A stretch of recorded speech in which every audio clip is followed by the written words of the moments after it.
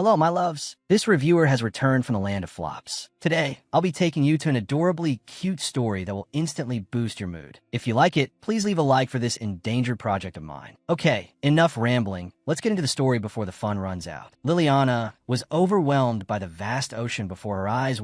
Watching the whales and sea turtles swimming before her, she heard a man's voice. Amazing, isn't it? When she replied, yes, a smile appeared on Francois's face. Her eyes sparkled like stars as she repeated, it's wonderful. Liliana excitedly exclaimed, it's truly wonderful. Francois, sitting with his chin resting on his hand, curiously asked, really? She replied, yes, really, Liliana. Francois made a suggestion that left her stunned. He said, call me brother. Hearing his suggestion, she felt momentarily dizzy.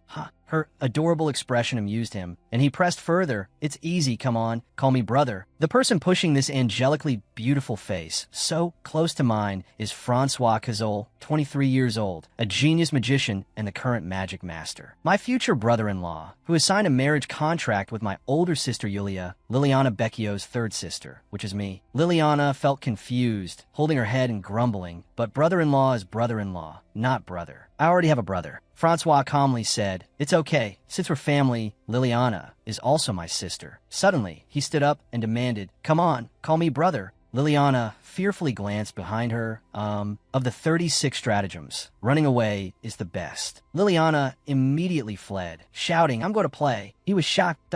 Seeing her running away, Francois collapsed in anguish. Liliana recounted. Francois expressed his goodwill towards me with the face of a gentle angel. But honestly, Francois is a bit scary. She added, Francois is one of the male leads with a crazy image in the original story. He loses his mind due to his inherent madness and pushes me, a side character, to the brink. According to the original story, that is, Liliana thought to herself, it seems I, Liliana Becchio, have been reborn. Actually, I don't know if this is reincarnation or possession. Liliana recounted, a month ago, when I had a high fever, the contents of the dark, twisted harem novel Rebecca Makayan appeared in my head. To summarize the novel's plot, the male leads are willing to start a war to win the female lead's affection. But in the end, the female lead doesn't give her heart to anyone. It's a truly gloomy story from hell. However, suddenly, while running, Liliana twisted her ankle and her body swayed. Liliana's eyes squeezed shut. A moment later, she opened her eyes in a daze. Her body was securely held in Leopold's arms. Liliana was bewildered.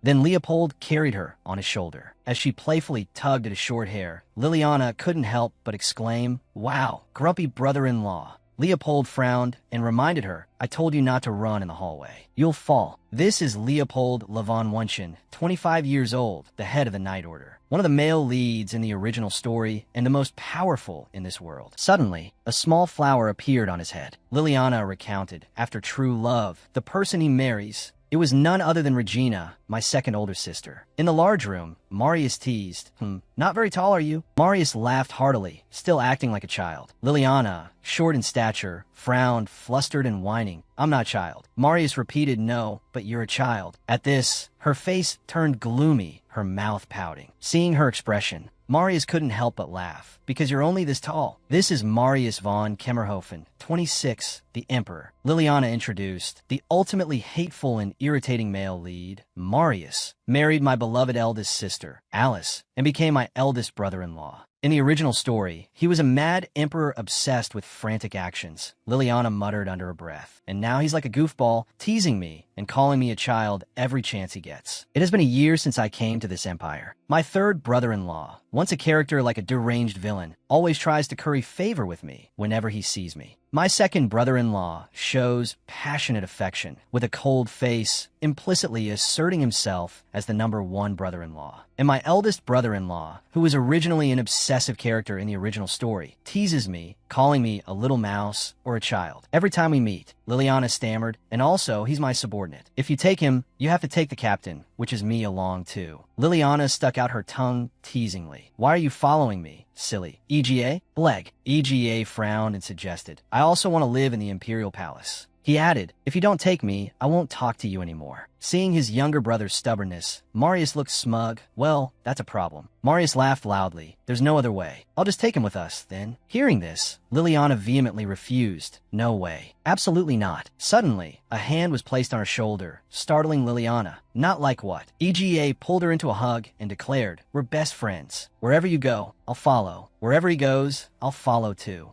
The person with the sulky, puffed-up face is EGA Zambonu, 7 years old. EGA, Marius's cousin, follows me around every day. Thinking back on the situation she'd encountered, Liliana sighed. Honestly, how did things turn out like this? She expressed, I wanted to change the original story, but I haven't done anything yet. You must be curious about what Rebecca Makayon, the female lead who was supposed to receive the love of the brothers-in-law, is doing right now, right? The female lead in the original story, Rebecca Makayon, didn't have time to rest or change the original story because she died too early. Liliana unconsciously looked down at the flowing water. She recounted, and that incident happened right before my eyes. The boat drifted on the vast sea. A voice spoke from the boat. What a beautiful child. Liliana hid fearfully behind her arm, the image of Rebecca appearing in her eyes. Rebecca curiously asked, Little one, how old are you? Looking at the woman before her, Liliana softly replied, 6 years old. And you're beautiful too. Complimented by the little girl, Rebecca smiled and said, oh, thank you. Liliana recounted, meeting the female lead of the dark, twisted harem novel, Rebecca Makayon, at a party on the sea was truly a miracle. A month ago, along with a fever, the storyline flashed through my mind like a bolt of lightning. It went like this. To get revenge, the female lead, Rebecca, left her homeland of Shovansha and settled in the Empire. There, she became entangled in a complicated relationship with the male leads and gained their love. The male leads, using their power, tried their best to win Rebecca over, but she used them to start a war, setting her homeland of Shovansha ablaze. The ones who suffered the most during this were my family. Liliana added, my eldest sister, Alice, passed away and Shovansha fell during the war. I was taken prisoner.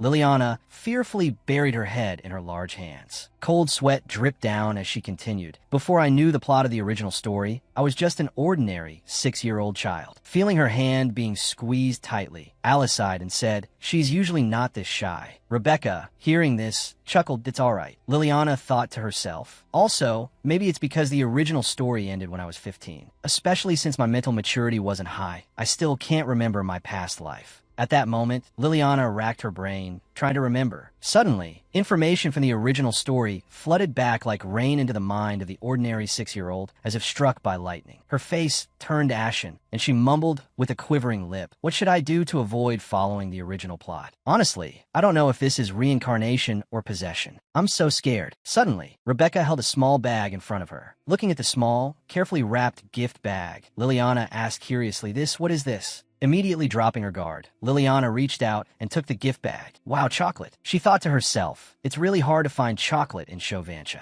Seeing how much she liked it, Rebecca quickly asked, you like chocolate? Liliana replied, yes, I like chocolate. Seeing her happily eating and forgetting to thank her, Emilia quickly reminded her, hey, you have to say thank you. Obeying, she said, thank you. Rebecca heard Liliana murmuring, chocolate, chocolate, filled with joy. Rebecca asked Alice for her opinion. Hey, if you don't mind, could I pat Liliana's head? Alice nodded at sure, if Lily doesn't mind. Having received permission, Rebecca leaned down and softly said, Liliana, can I pat your head? Liliana replied, okay. Her hand rested gently on Liliana's head. Rebecca's lips unconsciously curved into a smile. Suddenly, Rebecca spoke, I'm sorry for everything. Liliana's eyes widened in surprise as she replied, okay. Rebecca curiously asked, what is Liliana's wish? She innocently said, I want to live happily with my sisters. Rebecca softly replied, is that so? A very beautiful wish. It will definitely come true. Rebecca advised, Lily, grow up strong and healthy. Liliana obediently replied, okay. She added, you too be healthy. Early that morning, someone fell from the ship's railing. Despite searching for a whole month, the body wasn't found, and the person was declared dead. That person was Rebecca.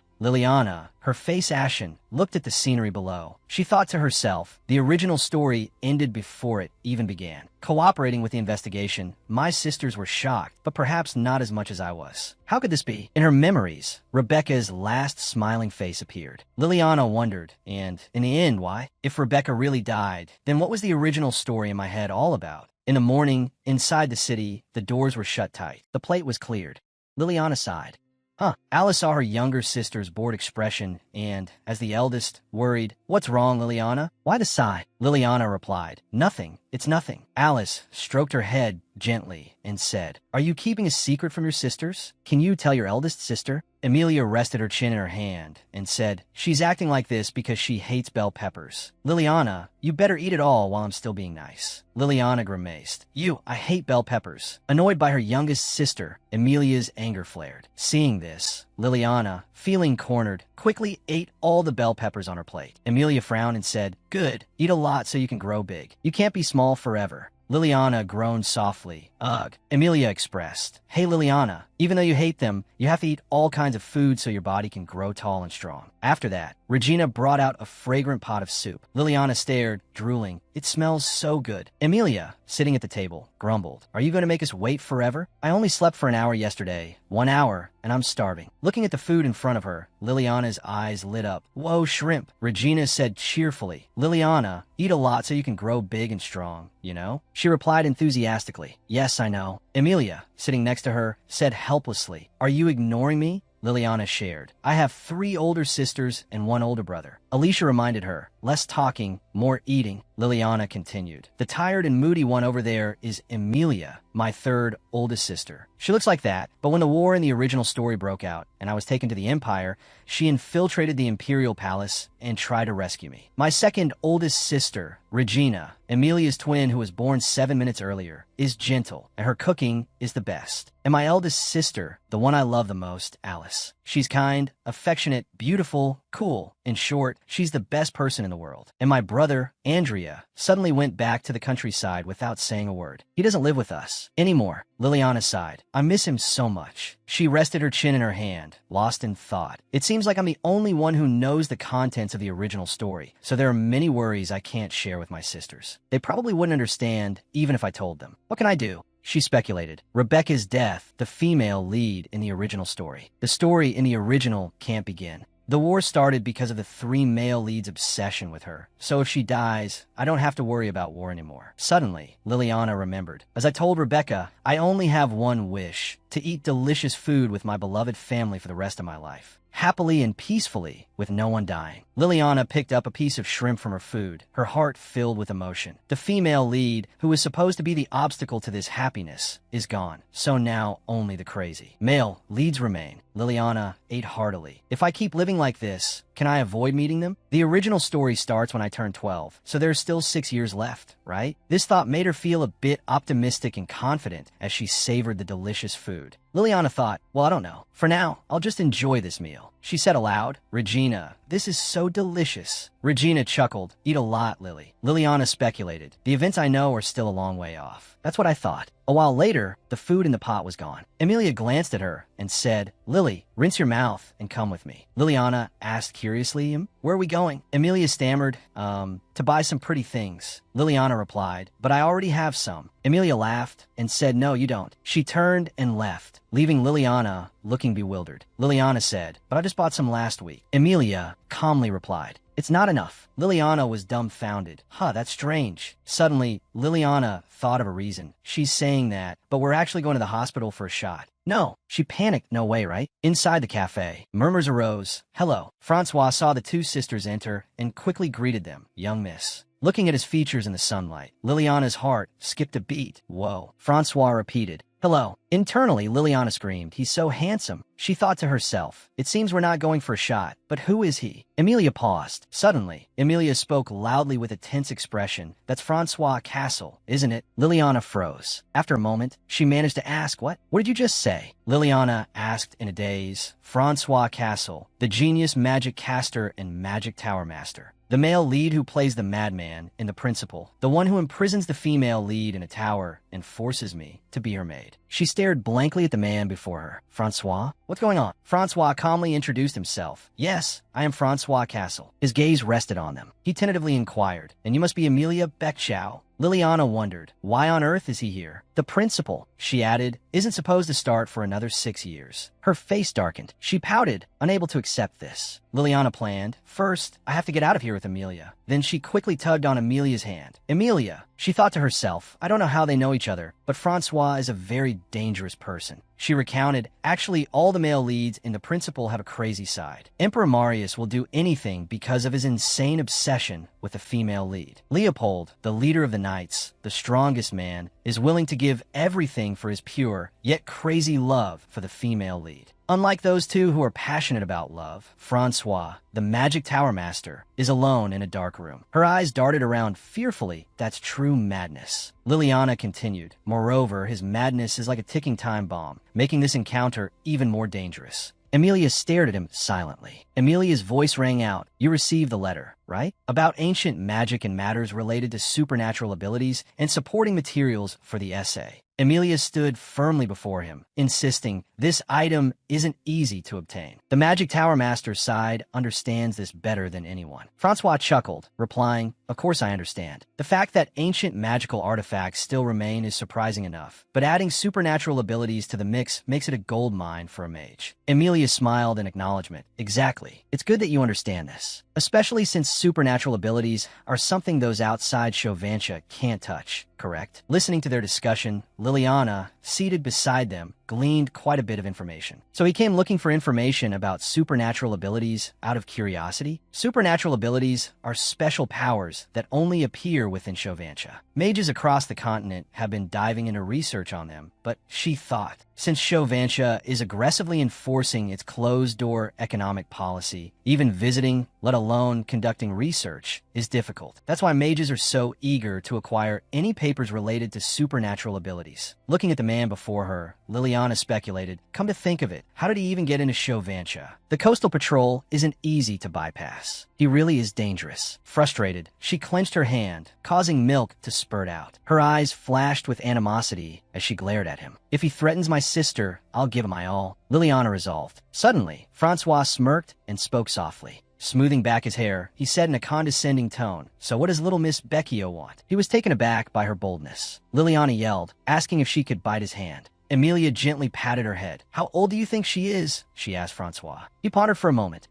Let's see, 4, 5? Not daughter, but little sister, right? Amelia's lips twitched. Yes, she's my younger sister. She was born 2 months premature, so her health is very delicate. Amelia explained, even a slight shock can cause a fever, and a simple cold can lead to pneumonia. His gaze flickered towards Liliana. So you want me to? He began, then continued, use healing magic. As soon as he finished speaking, her expression turned icy. I've read the paper you wrote, Amelia stated, that if you drink a magic potion with a magical structure similar to holy magic, the recovery effect increases 5-fold. She added, especially without causing any pain. I believe stimulating cell division would help a child grow stronger. Francois replied, I hear you're not a mage, but you're quite knowledgeable. The main reason third sister met with Francois wasn't for anything else, but for my illness, Liliana explained. Amelia added, I'm not completely clueless about this topic. Liliana tugged at Amelia's sleeve. Sister, can we go outside? I feel suffocated. She thought to herself, if that's really the case, I have to stop it immediately. Seeing her expression, Amelia quickly glanced at her.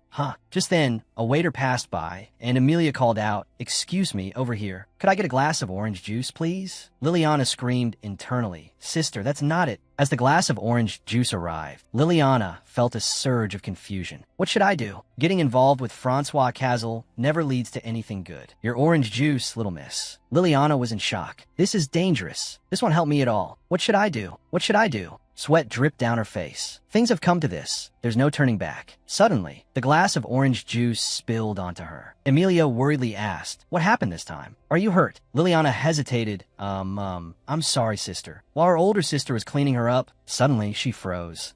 Liliana looked at him, noticing his gaze fixed on her. What is it? Liliana was bewildered. Why is he looking at me like that? As evening approached, the door slammed shut. A question echoed. Sister, will you see that mister again? Liliana whined. I hate that mister. Amelia chuckled. Weren't you staring at him because he's handsome? Liliana argued. He is handsome, but I still hate him. Amelia put her hands on her hips and reminded her, even if you hate him, you have to see him so you can get better. I'm doing this for you, you know. She pointed at her younger sister and said in a frustrated tone, do you know how hard it was to get him here? Liliana covered her face with her hands, looking helpless. Ugh, she said sadly. But sister, that's Francois. He's a really, really scary person. Much scarier than you think. Now that the female lead is gone, what if something happens to you because of him? Liliana hugged her sister, closing her eyes contentedly. If that happens, she shared, I'll hate myself. A new day began. In the park, a sandcastle tower appeared. Liliana squealed with delight. Wow, it's a playground. A playground. Regina smiled. Do you like it that much, little one? She replied, yes. I love it. It's been so long since I've been to a playground. Liliana recalled, after Rebecca's incident, I had a fever. I couldn't handle the shock, and it made me sick. I was so sick I couldn't go outside, and I had to stop going to kindergarten. Staying home all the time was so boring. She cried pathetically, I miss my friends. Liliana threw herself on the ground, crying and wailing. Francois, Martina, Antonio. I miss Antonio. Regina was flustered by her outburst. Princess, how about we play hospital? Liliana yelled, no, I want to go to the playground. Just then, Emilia burst through the door, annoyed. Stop making so much noise. Go play in the sand. She's bored because she can't go to kindergarten. And so, thanks to my third sister, I finally made it to the playground I'd been longing for. She sat happily on the swing. Playing seemed to blow away all her worries. This is so much fun.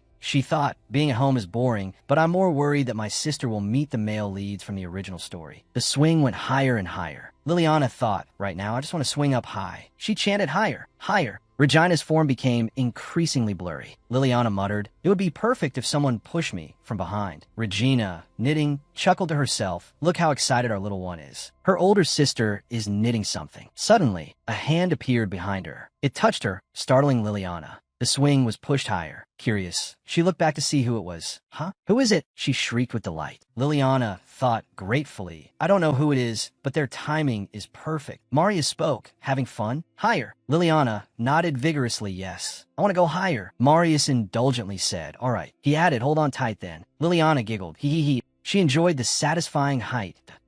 So high. I couldn't get this high swinging by myself. This is amazing. Her hands tightened around the swing ropes. Liliana thought, it's like flying. Suddenly, her hands let go. Her eyes widened in bewilderment. The sky seemed empty. Liliana stammered, huh? Regina cried out in terror. Reaching out with a distraught look, Liliana's body plummeted. She murmured, huh? That's strange. Then her eyes widened. Liliana wondered, why is everything happening so slowly? Oh, I see. I'm falling. What's going to happen to me? Liliana closed her eyes, resigning herself to her fate. I'm going to die, aren't I? Leopold suddenly appeared, catching her in his arms. Liliana opened her eyes in confusion. Looking at the man who had saved her, she stammered a da-dum. Seeing her safe in his arms, Leopold breathed a sigh of relief. Regina rushed over, her skirt billowing, panicked. Lily, Marius also hurried over. Little one. Regina, trembling with fear, hugged her tightly. Are you all right? Are you hurt anywhere? Liliana softly replied, I'm okay. Relieved, Regina hugged Lily and burst into tears that, oh my God, thank goodness. That's so good. Liliana felt her sisters trembling. She realized she was really scared. She thought, my hands just suddenly lost their grip. Liliana softly said, sister, I'm sorry. Marius, sitting beside them, pale-faced, said, no head injuries? No broken bones? You suddenly fell. I thought you were going to die. Leopold looked at Marius and said, don't worry, the child is safe. Leopold said, be not. Liliana seemed to hear something. What? Wait, what did he just say? Marius, beside her, chuckled nervously. Thanks to him catching you, you're still alive. Thanks, Leo. That gave me a 10-year scare. Liliana screamed, internally. Leo? Marius? Liliana stood bewildered before the two men. Sister hasn't been involved with that crazy Francois for long. So why are the other two male leads here too? Suddenly, Regina yelled, hey you. She scolded, look at her size. How could you push such a small child so high? Liliana flinched. Sister, Liliana thought back. Usually, sister is as gentle as a spring breeze. She even calls me, ooh, princess. But it seems she's really angry this time. Liliana's face turned pale. Then she glanced at Marius's expression. Marius was usually very easygoing, but if he made a mistake, he could become cruel at any moment. Liliana wondered, what if he gets angry with sister? Regina glared at Leopold. If it weren't for that man, my little sister could have cracked her head open or broken a leg. This is serious. Liliana panicked. Stop it, sister. I already said I'm scared of him. Liliana spoke up. Sister, please stop, Marius, stunned by the scolding, stammered.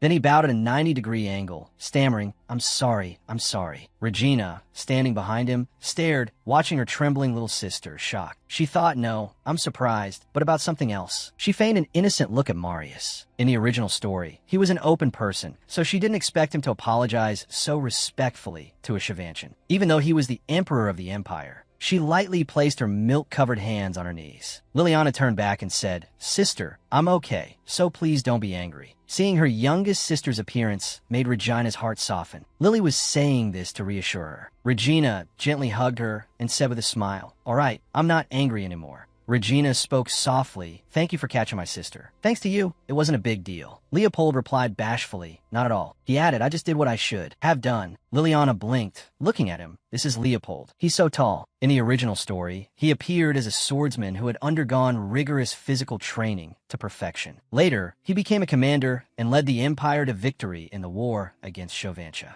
She looked up at him. Honestly, he wasn't scary, but if it weren't for him, she might be dead by now. Lily suddenly spoke, excuse me. Leopold flinched and looked at her. The small figure bowed. Thank you so much for saving me. Marius, standing next to them, watched. He was so touched he almost cried. What should he do with this child? She was so understanding and adorable. Leopold smiled contentedly. Regina spoke up. Yes, thank you very much, Leo. I want to do something to repay you. Leopold hesitated.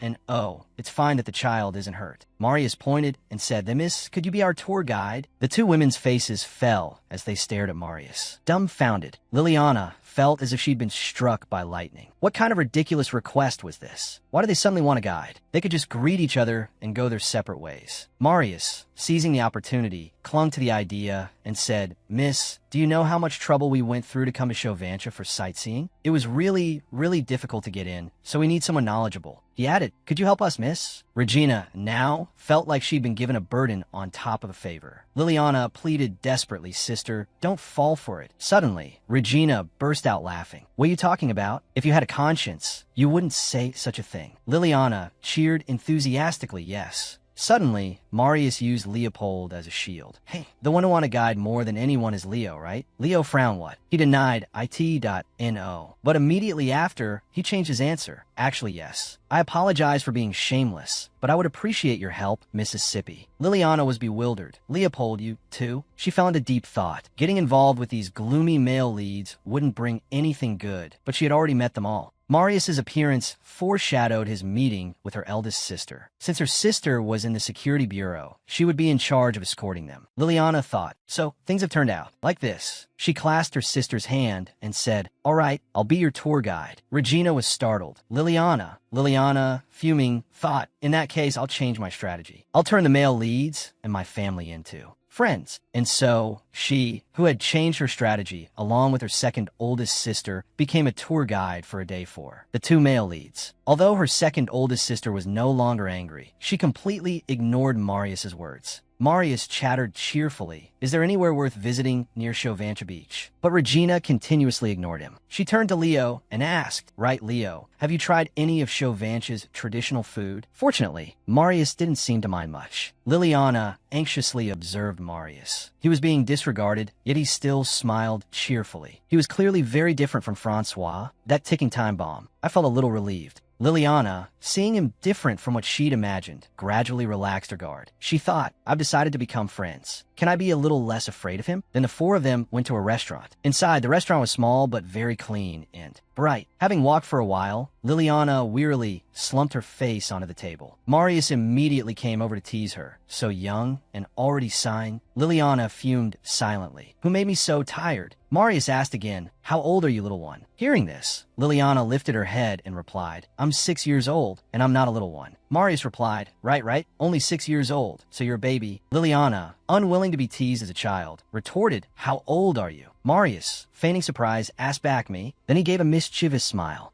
Marius replied, Guess how old you think I am? Being able to see his handsome face at such close proximity awakened Liliana's inner fangirl. The male lead is like this? Oh my god. Lily stared at him, constantly admiring his beauty. Both Leopold and Francois are handsome, but Marius is sculpted. I realized this too late. He's truly worthy of being the male lead. Liliana was so engrossed in admiring him that she didn't realize her thoughts were all over her face. It took a moment for Lily to come to her senses. Embarrassed, she replied, "You look 550 years old." Marius responded in surprise, 550? Look again. How could this face be that old? Oh, and feel free to talk casually with me. Liliana was very surprised by this offer. She thought, talking casually with the emperor? This is my chance. Then she shouted, then 5550. However, Marius continued to humor her.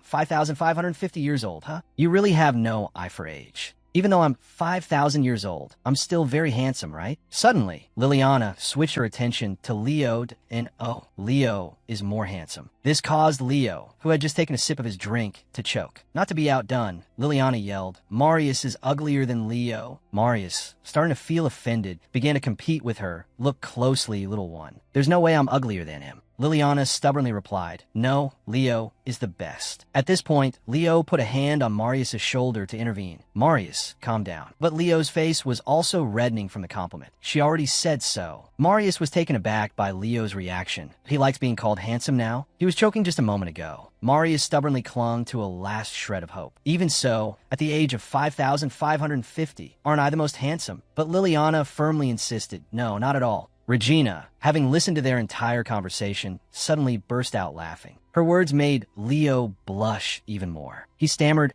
thanks. Liliana replied, "My name isn't youngest." Marius, still not giving up the chance to tease her, said, "Not youngest, then little nut." Lily insisted, saying it wasn't her who was being called a little nut. Just then, the server arrived with their food. "Here are the dishes you ordered." Regina politely thanked the waitress and then turned to the two men. "Oh, thank you. I heard the Empire's cuisine is mainly meat-based, so I ordered mostly meat dishes. I hope that's all right." Leo politely replied, "Oh, of course, Mississippi. How thoughtful of you." Liliana's eyes sparkled as she looked at her delicious-looking plate, thinking to herself, "Finally, my special kid's lunch is here. I'm exhausted from dealing with these two male leads. I need to eat quickly and regain my strength." Regina said to her, "Lily, eat a lot, okay?" At that moment, the restaurant door opened and Francois walked in. Flustered by Francois's handsome appearance, the waitress shyly greeted him. "Ah, welcome, sir." Leo looked over curiously and was incredibly surprised to see Francois. He blurted out, "Francois, what are you doing here?" Hearing this, Lily froze for a few seconds and cautiously glanced at him, suddenly feeling anxious. "What? Why is he here?" Although no one asked, Francois naturally approached and said, "I had some business, so I arrived earlier than expected." Then he asked, "Why are you two in Chauvantia so early?" Lily stared at Francois, thinking, am I some kind of magnet for the male leads in the original story? Liliana's face paled that I was bored this morning, so I went out. I shouldn't have insisted on coming. What's going on? Francois continued to wear a fawning smile. Out of politeness, Marius answered,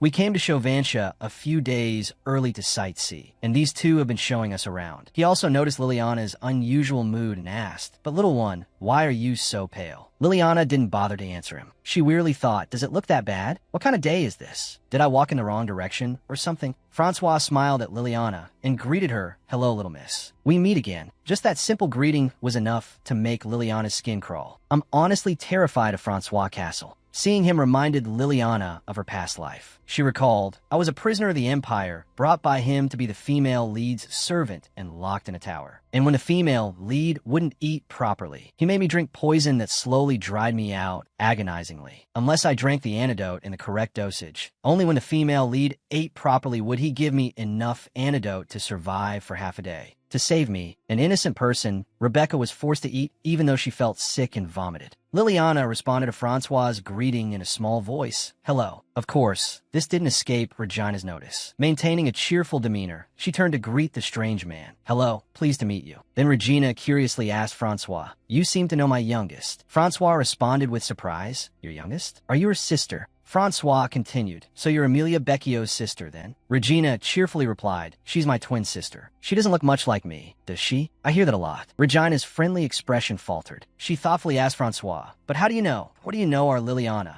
"Me?" Liliana, afraid of being exposed, quickly grabbed Regina's hand and called out in a panic, "Sister." Francois, whether unintentionally or on purpose, feigned ignorance and replied, "Oh, didn't Liliana tell you?" Then he told Regina the whole truth, that she had signed a contract with him for the sake of her youngest sister's health. Regina, hearing this for the first time, was astonished. She quickly asked, "Contract? What contract?" But Francois decided not to elaborate.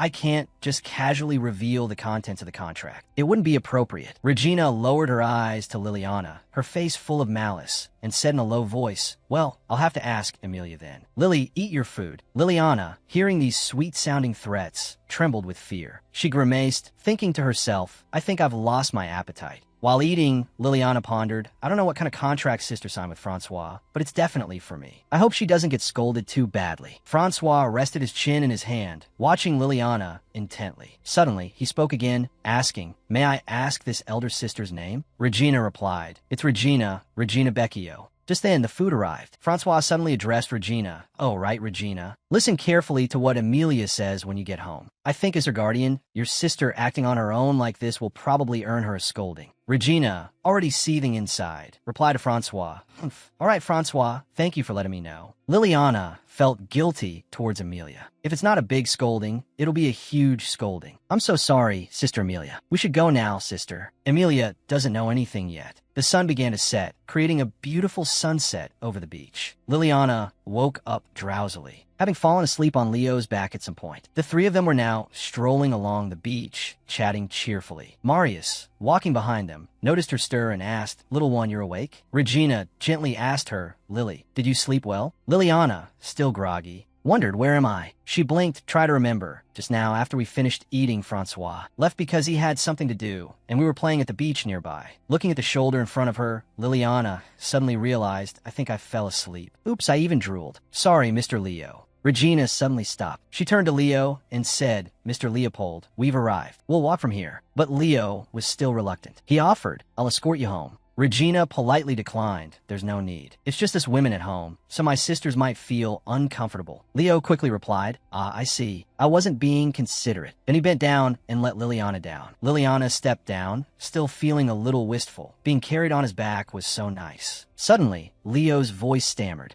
Regina." He mumbled, embarrassed.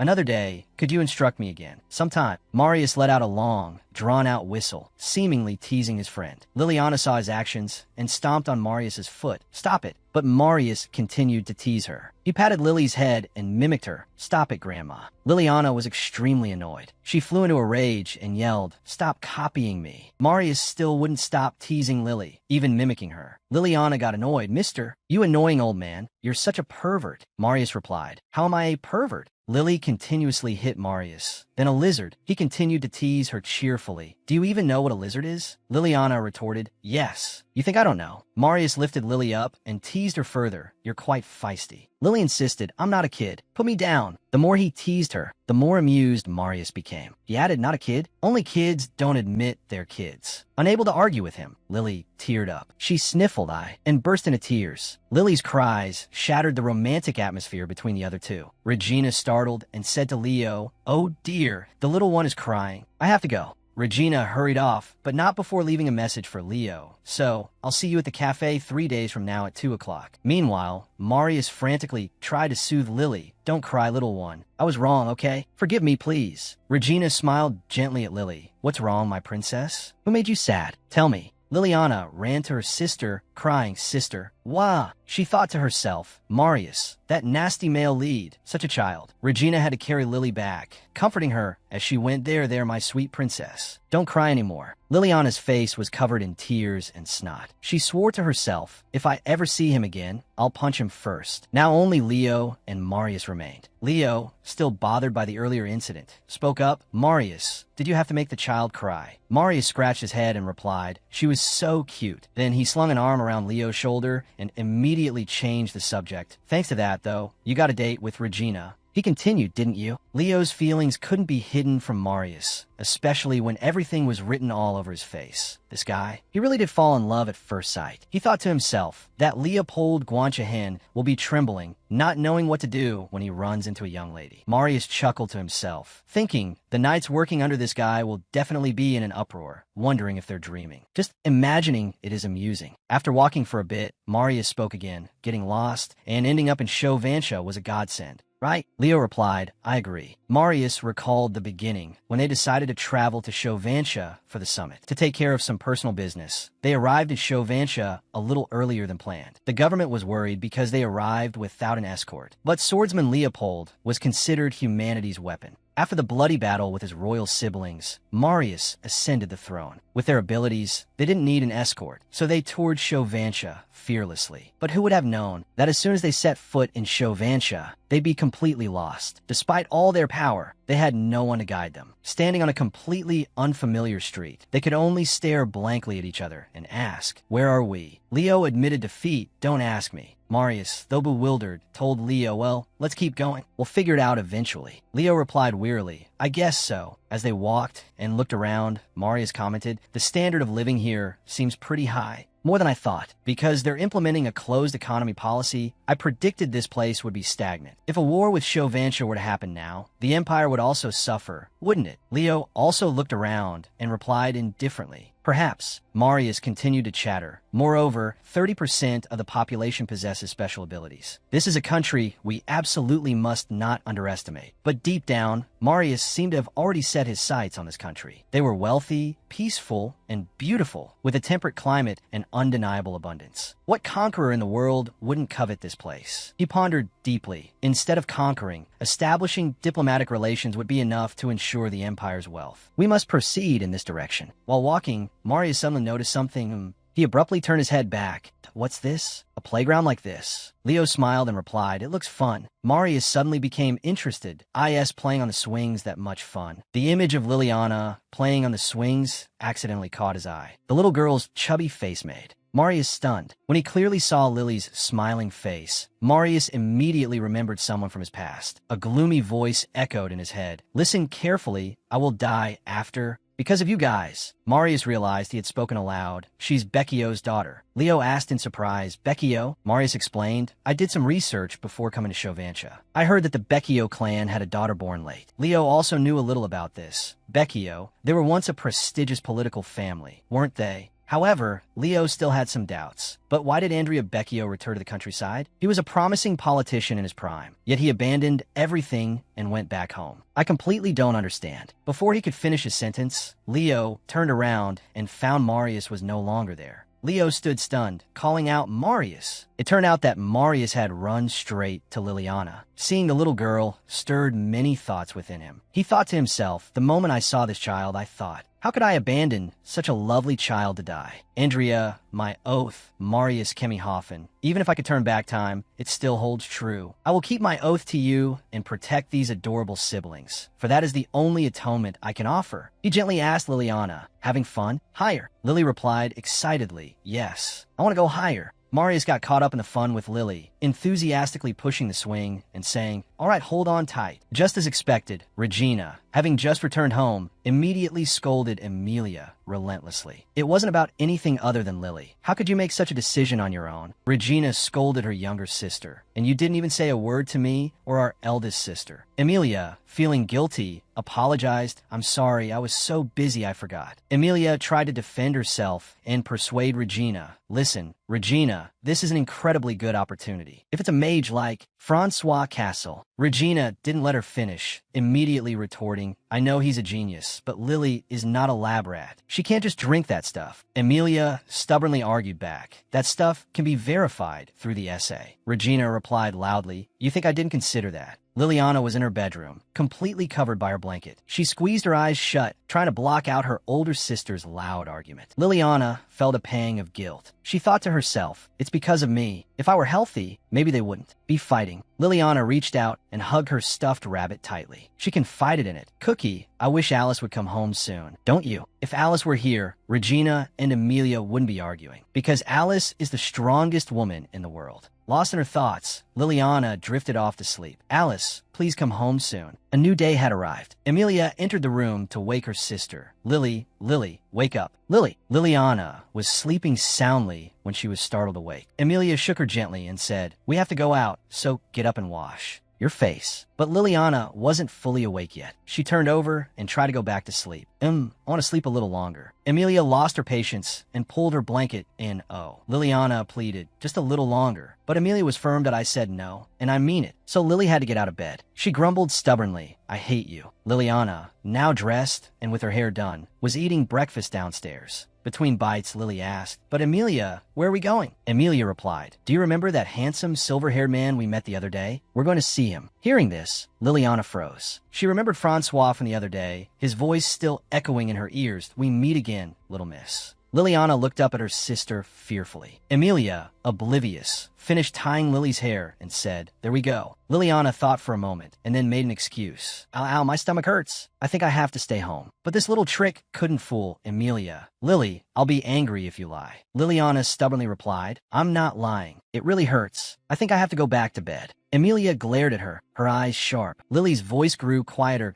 Oh, we're going to see him. Finally unable to withstand Emilia's intimidating stare, Liliana reluctantly agreed to go that my stomach doesn't hurt anymore. Emilia replied, satisfied, that's better. Liliana felt a pang of sadness. She had already seen him yesterday, and now she had to see him again. Emilia, not understanding Lily's feelings, urged her, eat quickly, we have to go. Liliana sighed inwardly that I guess I have no choice. Well, I'll make him buy me grape juice. They finally arrived to meet Francois. He greeted them with a friendly smile, his handsome face as captivating as ever. But Lily wasn't okay at all. She stared at the bubbling purple liquid in front of her, filled with worry. Francois encouraged her. Liliana, the taste is a bit unusual, but it's nothing strange, so please bear with it. Lily thought to herself, speechless, if this isn't strange, then what is? Grape juice shouldn't be bubbling. Liliana turned to Emilia, silently pleading for help. Emilia had dragged her here to meet him, but she hadn't said anything about drinking this. Fearfully, she called out, Emilia, but Emilia also insisted that Lily drink the strange concoction. Drink it, and you'll be healthy. Lily protested, but the color doesn't look healthy at all. Emilia brought the glass closer and said, bitter medicine cures the disease, you know. Lily thought to herself, my older sister Emilia is a scholar researching supernatural powers and magic. Her skills are recognized throughout the Vantra continent. Thanks to that, I've had a lot of experience with magic potions. I know exactly what's in this. This is a potion containing Francois' magic, isn't it? You think I don't know? Seeing Lily's reluctance to cooperate, Emilia tried to coax her. What do you want to eat today? I'll buy you anything if you finish this glass. Liliana shook her head and replied, I don't want to eat anything today. Seeing that gentle persuasion wasn't working, Emilia resorted to force. Humph, Lily, you'd better drink it quickly. As soon as it touched her lips, Lily grimaced at the horrible taste. It wasn't grape juice, but because Emilia was forcing her, Lily reluctantly took a small sip, thinking, I hate being scolded. I'll just drink a little first. But after swallowing the first sip, Liliana thought she was about to meet her grandparents. She gagged and put the glass down, thinking, I can't drink it. I can't drink anymore.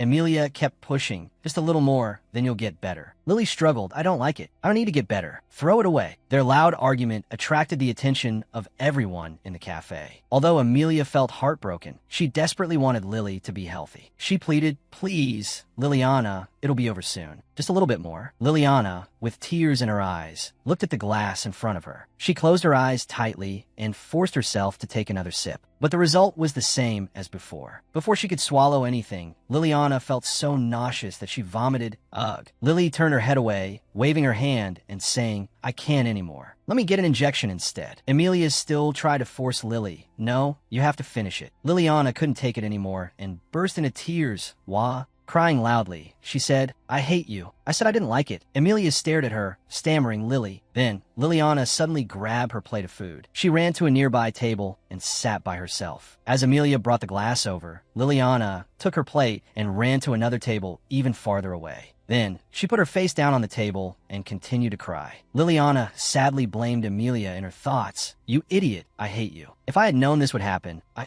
definitely wouldn't have come here. The taste is so awful it makes me want to throw up. Why'd I have to come here and drink this stuff? Emilia walked over to her and tried to comfort her. Liliana, I'm sorry. Please don't be angry, okay? But Liliana wasn't easily appeased. She turned her head away. I'm not forgiving you. Suddenly, a delicious-looking strawberry cake was placed in front of her. It turned out to be from Francois. He said, "I'm sorry." Liliana, of course, couldn't resist the allure of food. Combined with Francois's flawlessly handsome face, he leaned down and said to her, "Let's make up, okay? I really hope Liliana will eat this and stop being angry." At this point, it was hard for Liliana to resist. She stared at him, thinking, wow, he's incredibly handsome up close. Then Liliana snapped back to reality. Although Liliana's heart was softening, she still pretended to be sulky.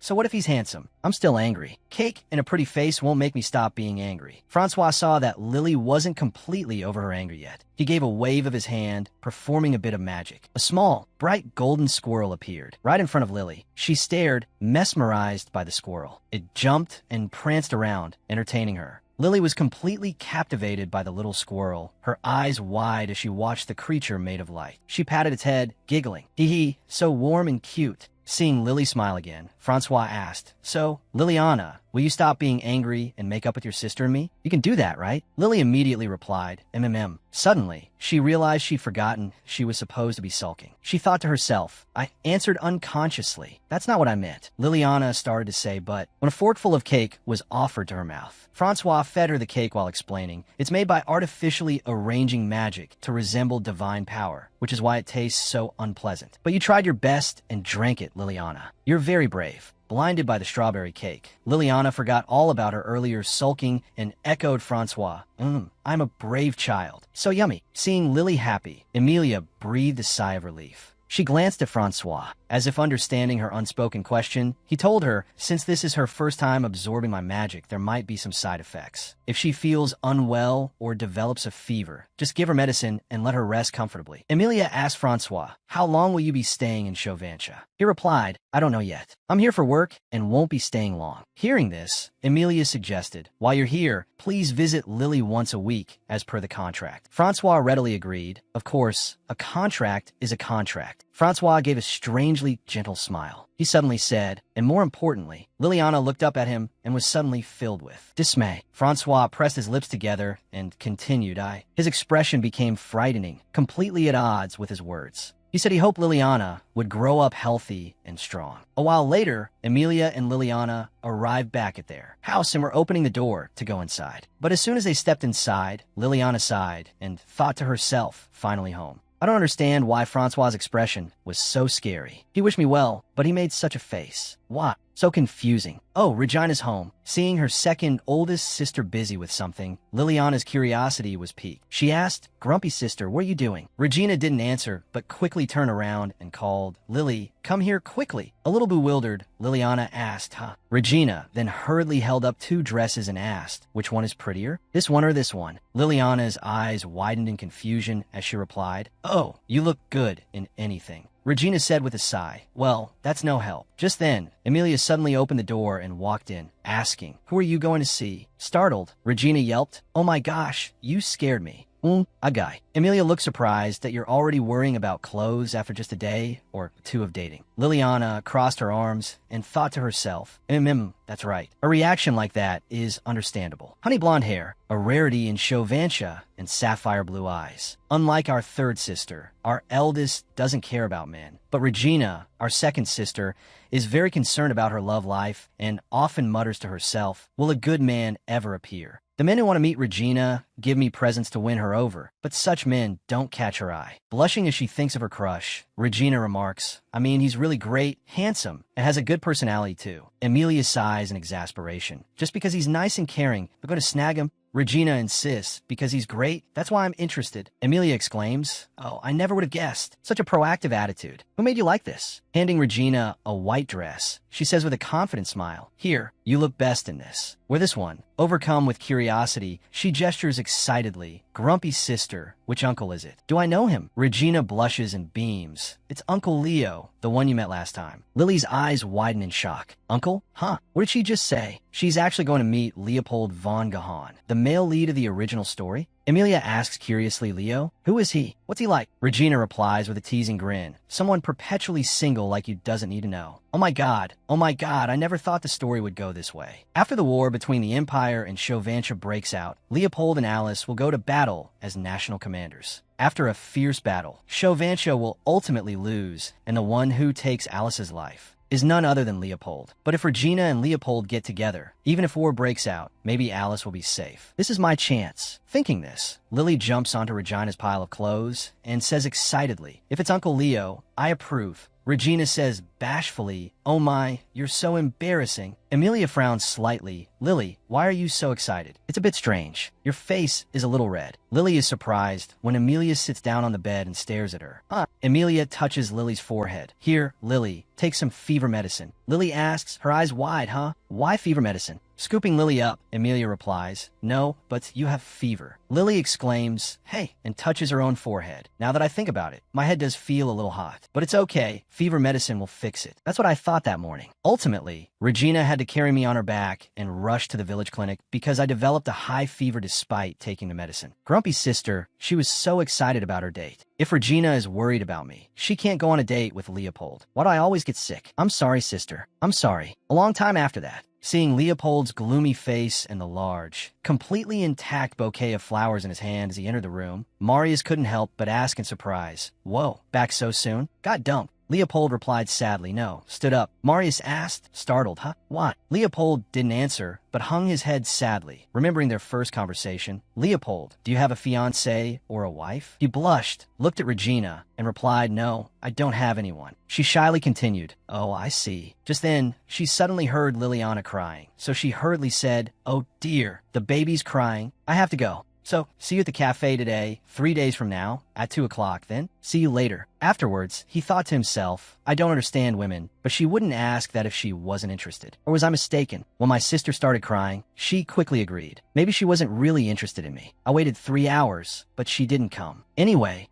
seeing Leopold silently wallowing in his misery, Marius quickly tried to comfort him. "It was just someone you met once." Leopold gently placed the bouquet on the table and seriously declared, "Once or 10 times, what does it matter? My heart is already set on her." Marius, astonished, thought to himself, wow, he's really fallen for her. Teenage hormones, He scratched his head and said with a forced laugh, right? "The guy from Chauvantia is about to arrive, so get ready. You packed your things this morning, right?" Leopold replied, "Yes, because of the escort. We decided to move to a hotel." While packing, Marius wondered aloud, "But why is Francois Castle coming to Chauvantia?" Leopold replied, "To fulfill a soul oath." "But he's not the type to arrive early." Marius observed, "Something must be up." He asked curiously, "I wonder what it could be that's making him do this." "You don't seem too concerned." Marius chuckled. "It must be personal, right? He's probably here to research people with special abilities." Then he thought to himself, somewhat embarrassed, "Actually, I know, but I don't really know, you know?" A sudden knock at the door startled Marius. "Geez, already?" he exclaimed. Picking up his luggage, Leopold said, "I'll go out. Make sure you bring everything." Marius hurried to the door, shouting, Okay, I'm coming." He opened the door and, seeing the person before him, immediately said, "Hello, I'm Leopold von Gahan. And you are?" Before the guests could introduce themselves, Marius quickly extended his hand with a bright smile. "Marius, pleased to meet you."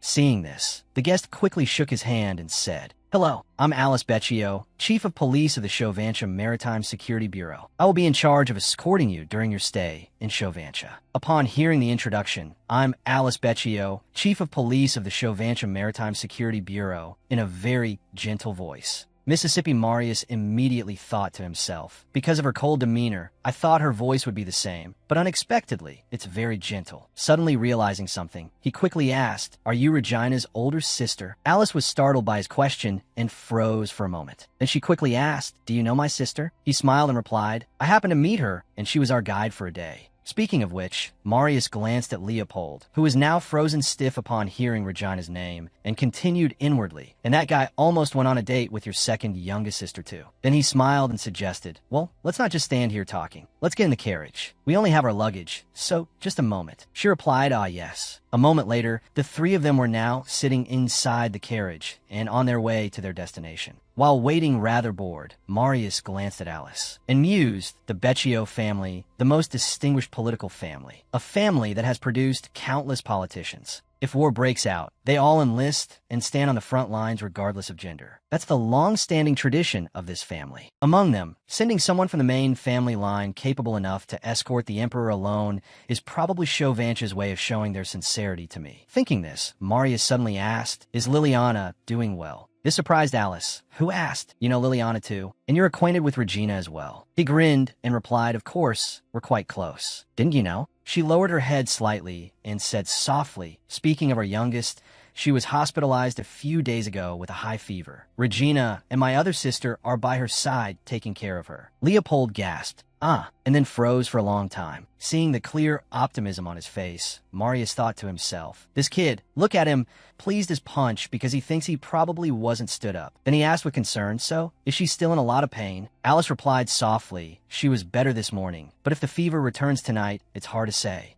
Let's change the subject. How was your tour of Chauvantia? Enjoyable enough?" Shaking his head slightly, he replied with a chuckle, "Of course. They say there are many beautiful women in Chauvantia. That's certainly true, so I'm finding it quite difficult." She asked, stunned, "What are you talking about?" He looked up at her and continued with a slight smile, "I'm saying that since I've decided to marry for political gain, I'm only looking at things from a political standpoint. But because there are so many beautiful women, it's hard to do." Alice shuddered slightly and said, "I heard you were preparing a soul oath through the peace agreement, but I didn't expect you to be considering a political marriage as well." He replied calmly, "Since it's a soul oath, if I and the person from Chauvantia die, wouldn't the matter be settled? But mixing bloodlines would become a long-term, effective agreement. Alice, what do you think? Are there any candidates you'd like to personally recommend to me?" "No," Alice asked, a hint of suspicion in her voice. "You have specific conditions in mind, don't you?" Marius stroked his chin thoughtfully. "Well, since I'll be proposing a political marriage without prior notice, it has to be someone who shares my vision. Someone from a reputable political family would be preferable. Also, Alice didn't reply immediately, observing him as she made a silent assessment, a playful tone and a frivolous demeanor. Yet, this is the same man who bathed in the blood of his brothers to reach the summit. I have a feeling that if I look away, I'll be swallowed whole." Just then, Marius suddenly suggested, "I think you wouldn't be bad, Alice. What do you think?" She didn't answer, clenching her hands tightly as she thought. From the very beginning, this man's target has been me. Someone from a main line of a prominent political family wouldn't be questioned in the empire, and those who can implant abilities into the imperial bloodline are few in Chauvantia. But her thoughts reaching this point, Alice hesitated slightly. "Well, it depends on what you're offering me." She smiled serenely at him, thinking confidently, "I'm not some weak woman, Your Imperial Majesty." The next morning, at the hospital, I heard my sisters arguing. Regina, my second eldest sister, was furious. After meeting Francois Castle, Liliana developed a fever. "Are you sure that man's magic will help her? What did you give her, Emilia?" My third eldest sister, Emilia, quickly tried to calm her. "Regina, please calm down. She just needs to endure it a little longer, and she'll be fine." Regina's voice rose again. "Would you be calm if it were you?" Emilia hurriedly explained, "Her fever is from the adaptation process." Regina shouted, "What if something goes wrong?" Knowing I was the cause of their argument, I lay in bed, trying to suppress my tears, afraid that hearing me cry would only intensify their fight. Soon, everything before my eyes blurred, and my eyelids slowly closed. I don't know how much time passed. Each time I hazily opened my eyes, I saw Emilia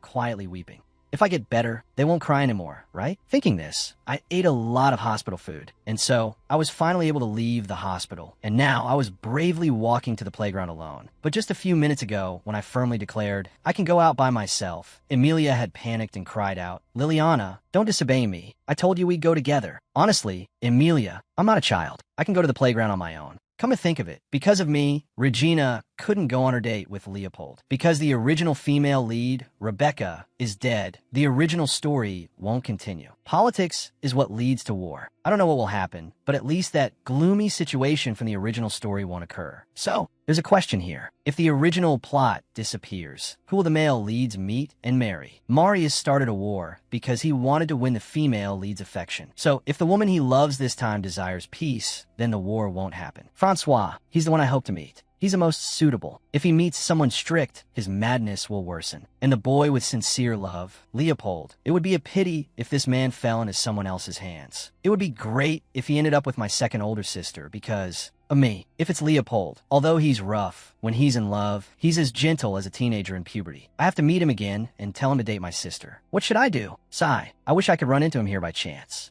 As soon as Liliana finished her thoughts, someone suddenly asked with concern, "Hey, little one, are you all right? I heard you were seriously ill. Why are you so thin?" Liliana didn't answer but stared blankly at the two men and thought in astonishment, "Wow, what a coincidence. Is it this easy to meet the male leads?" At the same time, at the house where Liliana was living, while Regina calmly yawned. Emilia worriedly said with a bit of irritation, "Honestly, that kid always makes people worry." She asked softly, "Are you going to look for Liliana?" Emilia immediately replied, "Yes." She ran out on her own. "What if something happens?" Just then, Alice came downstairs and offered, "Emilia, let me go." Emilia asked worriedly, "Alice, aren't you going to sleep more? You're tired. You just got home at dawn." Alice smiled and explained, "You guys have taken care of Liliana. Rest a bit today." Hearing this, Emilia blushed for some reason and shyly said, then please go find her for me. Actually, I wanted to go to the library because I need to find a paper. I'll be back soon, but if I'm late, everyone can eat dinner first." Alice smiled and replied, "All right, be careful." Seeing Regina asleep on the sofa, Alice hurriedly sat down, shook her awake, and suggested, "Don't lie here. Go back to your room and sleep." Regina startled awake and said, "If I sleep now, I'll have trouble sleeping tonight. I'll just stay awake." Alice asked worriedly, "Are you very tired?" Regina stammered, "No, I'm not tired, it's just—" Alice couldn't help but ask curiously, "Regina, what's wrong?" While twirling a strand of hair, Regina replied shyly, "Alice, I think I like that man more than I thought." Alice asked in surprise, "That man?" Regina immediately confirmed, "Yes, the man I ran into." Having said that, she unconsciously remembered Leopold and began to think pensively, "Actually, if I only consider personality, he's not my type. Compared to someone rough, I prefer someone who can hold a conversation. Speaking of appearance, I like a man with a refined beauty like Francois Castle, but his soft voice when he's near me, the way he blushes like a teenager whenever I say anything, I can't forget it." Leopold's gentle voice suggested, "Well, Regina, give me a chance to see her again. He has nothing special other than sincerity, and perhaps that sincerity has touched my heart." Having thought that to herself, Regina slowly sat up and continued with a smile,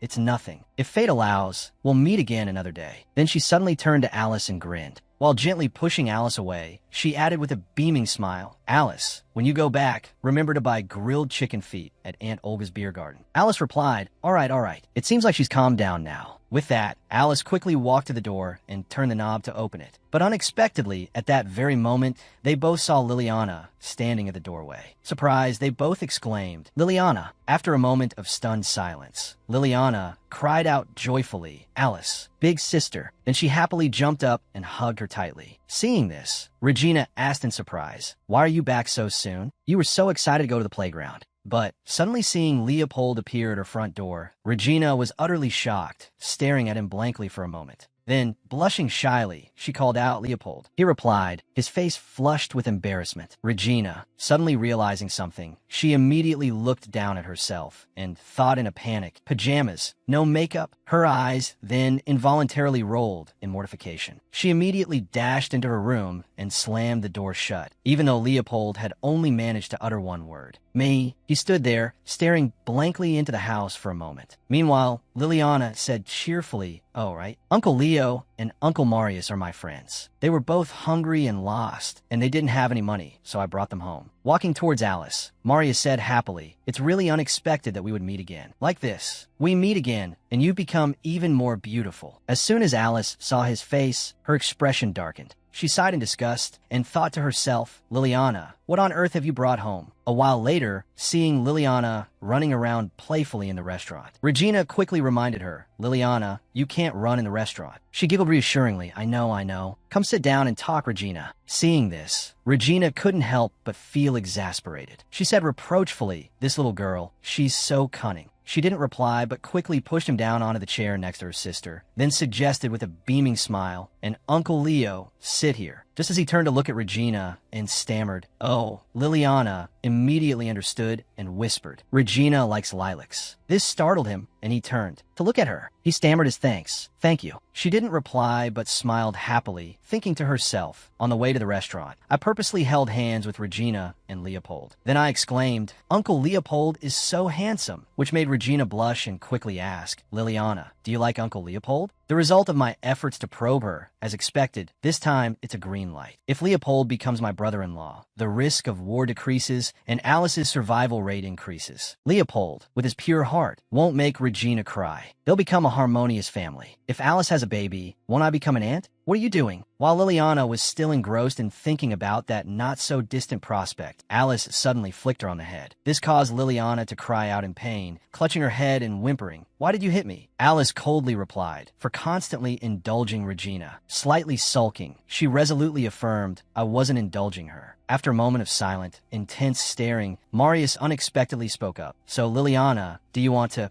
He suddenly fell silent for a moment. Then, blushing slightly, he asked, "Play the role of Cupid for your eldest sister?" Meanwhile, having just stepped inside, Emilia was stunned by what she saw. She stared blankly at Francois, who was sitting in a corner with a book in his hand. "What are you doing here?" Contrary to her bewildered expression, he calmly looked up. As he spoke, he stood up. "Take a guess. Is it the National Library of Magic and Abilities, every mage's dream? And what about you? What brings you here? Are you studying on the weekend?" Francois finished with a smile and a return question. Taken aback by the counter question, Emilia looked away, slightly flustered. Does studying need to distinguish between weekdays and weekends? More importantly, you seem very interested in the field of healing. She had apparently been eyeing the book in his hand from the beginning. Francois glanced down at the book. "Yes, a little." Hearing this, she cheerfully suggested, "I have many better essays. I can recommend some to you." He didn't refuse her enthusiasm. "That would be great. Let's go to aisle C. There are many essays there for me to peruse." Inside the library, it was business as usual, with people walking to the bookshelves and searching for the books they needed. At aisle C, Emilia was still enthusiastically searching for the essays she had mentioned. Behind her, Francois was holding a stack of books. "It seems you're also interested in this field." Emilia calmly took a book down without looking at him. "Soothing or purification isn't a field I am interested in." Francois watched as she handed him a few more books that I don't recall being specific. "How did you know the field I'm researching?" At this, her mood brightened, and she turned to look at him. "The essay I just read had the main topic of mind-body healing through soothing and purification, so I thought I'd see, and it seems you're interested." He smiled gently, his eyes narrowing slightly. "I'm just looking for reference in similar cases." So this is what she's like when talking about things she likes. Every time they meet, she's tense because she's worried about her sister. It's hard to believe. Emilia put her hands on her hips and asked, "Is that so? If it's just for reference, then I don't need to recommend related papers, right?" Francois immediately refused. Recommendations would be good, but outsiders can only borrow 8 books. He finished with an awkward laugh. Emilia froze as she realized how many books he was holding. "Did I see? That's a shame." After helping him find the books, she made an excuse to leave that I have things to do, so I'll go ahead. Seeing her about to leave, he called out. To stop her from leaving, Francois didn't hesitate to grab her wrist. Emilia was taken aback by his sudden action. She turned back to look at him suspiciously. "What is it?" He smiled and asked, "Are you hungry? Since you recommended those essays, I'd like to treat you to a meal to show my gratitude." Emilia frowned slightly. "Let's see. You don't need to thank me." He still didn't give up on the idea of inviting her to dinner. "So, as people in the same industry, we can have a meal together and strengthen our relationship, right?" She lifted the strap of her bag slightly. Alright, if that's the case, then fine." Seeing her agree, he gave a knowing smile. "Actually, I'm not hungry. She has profound knowledge and can converse with me. Being a local, she understands the situation here well. She's a talented individual. Being close to her is only beneficial. And most importantly, she's Adrian Becchio's younger sister, the one who made an irrevocable deal with me. Winning someone's heart isn't difficult, just a gentle, friendly smile." Francois gave a warm and friendly smile. "I'll treat you to a meal. Just like this." Normally, they would change their attitude immediately. From beginning to end, he would occasionally smile at her. "Look, almost no one can resist this smile of mine." He glanced at her face, dazed upon seeing his smile. In the end, Adrian's sister is just like everyone else. But it seemed he didn't notice the expression on her face gradually changing. Emilia's face frowned in disgust as she glanced at him and clicked her tongue. Francois' smile stiffened when he saw her. Disgust. She turned her face away to avoid his embarrassment. "That's that unlucky smile." He asked awkwardly. "Unlucky?" Emilia continued to look at him with disgust. "Besides, I've been wanting to correct you this whole time. Don't call me you, call me Emilia. If you think the name is too long, Mila is fine too." He deflated even more when she not only wasn't charmed by his smile, but was disgusted by it. She took an annoyed step forward. "If we're having a meal together, use my name properly. And also, you." She suddenly pointed at him, causing him to stumble back in surprise. Emilia smiled confidently. "You're not my type, so you don't have to put on that act." It's useless. So just do one thing. Find what you need to find. Even if we use each other, even if we know we can't overcome temptation, we still have to try to face it. He glanced down, surprised at the girl who had already seen through his intentions. What's this? A look of disdain, not excited anticipation. She cheerfully stepped back, looking at him with a hint of disappointment. Francois gave an embarrassed, forced laugh. Talk about easy. She doesn't care about me at all. Outside on the street, at a restaurant, Francois and she sat facing each other. Francois started the conversation.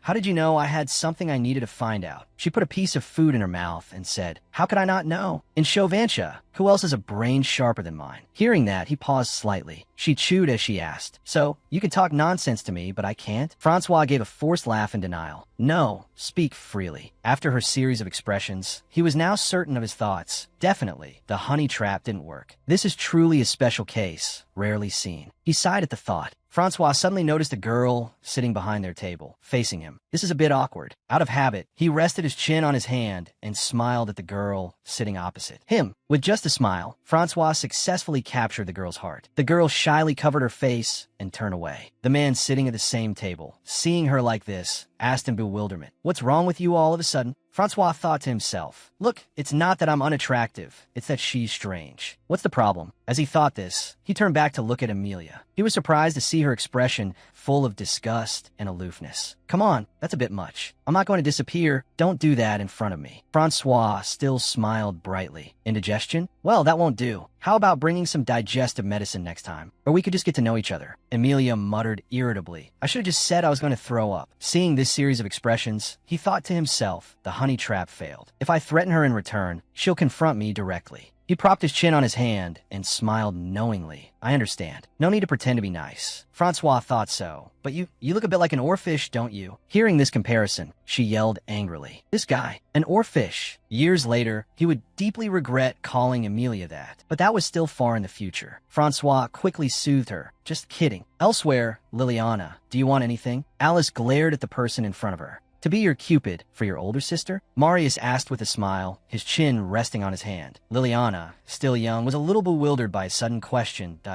are you talking about all of a sudden, Cupid? She didn't understand the meaning of his words and looked at her older sister. For older sister? Aunt, is there something between you two that I don't know? Why is the atmosphere like this? She looked at Marius and then back at Alice with a bewildered expression. He presented the menu in front of her and asked, so, little one, what do you want to eat? I'll buy you everything. Marius said with a confident smile. Liliana asked in surprise. Huh, everything. He laughed loudly. That's right, everything. But her face immediately turned worried. But uncle, you don't have any money. Is it okay if I eat a lot? To affirm his statement, he didn't hesitate to call the waiter. We'd like to order. A passing waiter heard him and approached. Yes, sir. One of each item on the menu, please. Marius spoke as if it were a trivial matter. Liliana gasped as he said casually, the entire menu, including the 12 kinds of desserts my sisters won't let me eat. He asked confidently, see, I'm the best, right? She nodded repeatedly in admiration. Looking at his confident demeanor, she thought to herself, although I don't want to admit it, but Marius, right now you're the best. After a while, the dishes were brought to the table. Liliana excitedly picked up her fork and said, enjoy your meal, everyone. Because Alice objected, ordering the entire menu was reduced to a minimum. But since Marius asked for 10 desserts to go, I'm satisfied. Liliana thought with a contented smile. Her gaze then shifted to another direction, to Leopold and Regina. Leopold had finished cutting the meat into bite-sized pieces. Regina was surprised when he took her plate of meat and replaced it with the plate he had just cut. She smiled gently. Thank you, Leopold. Despite his large physique, his face showed shyness and embarrassment in front of the girl before him. They were becoming closer. Leopold, feeling embarrassed, saw her mischievous smile as she looked at him. He shyly took her plate of meat. Let me cut the meat for you.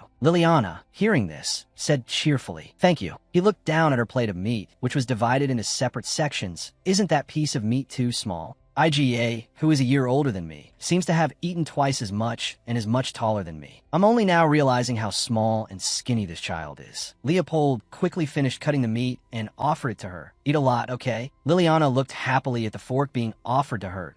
A expected of a swordsman, so fast. Yes, I'll eat it all up. Alice silently looked over at her youngest sister, who was happily eating. Liliana, you have to eat your vegetables too. It turned out there were 2 pieces of carrot on her plate that she hadn't touched yet. Liliana said helplessly, I know, I'll eat my vegetables. Darn it, I secretly left them there, but big sister has such sharp eyes. Her face scrunched up as she pinched her nose and forced the carrot into her mouth. Just as she put the carrot in her mouth, Marius, sitting next to her, burst out laughing. He didn't hesitate to use his fork to take the carrot from her plate. Alice and Liliana stared in surprise as he bluntly put the carrot in his mouth and ate it. Liliana thought to herself, what? Is he eating the carrot for me? Today, I really have to look at him with new eyes. Before she could finish her thought, Marius winked at her. After finishing the carrot, he said cheerfully, so, I'm the best, right? Liliana fell silent in exasperation. This is exhausting. She stood up on her chair and sighed dramatically. Big sister, I'm going to the restroom. Marius, sitting next to her, said, little one, you should say I'm number one. Neither of them paid him any attention. Alice asked worriedly, can you go by yourself? She pouted and said, I'm not a baby, I'm a big girl now. Regina stood up and said gently, Lily, come with me. She pouted. Honestly, I'm not a child. Regina truly is a gentle older sister. All right, our Lily is all grown up, but you're 8, so let me come with you. The two sisters held hands and left. Regina turned back and said, I'll be right back. Alice just smiled softly. Okay. Her eyes softened as she watched her 2 younger sisters walk away hand in hand. In an instant, her gaze turned cold. You are not to approach my youngest sister. Marius shook his head. Don't misunderstand. I find it quite amusing to meet such an innocent child. Alice's voice was laced with suspicion. Amusing? Marius von Kemmerhoff, which side are you on? Last time, when I was 8, I asked you for something. Have you come up with an answer yet? At the mention of this, Marius said cheerfully, oh, of course I have.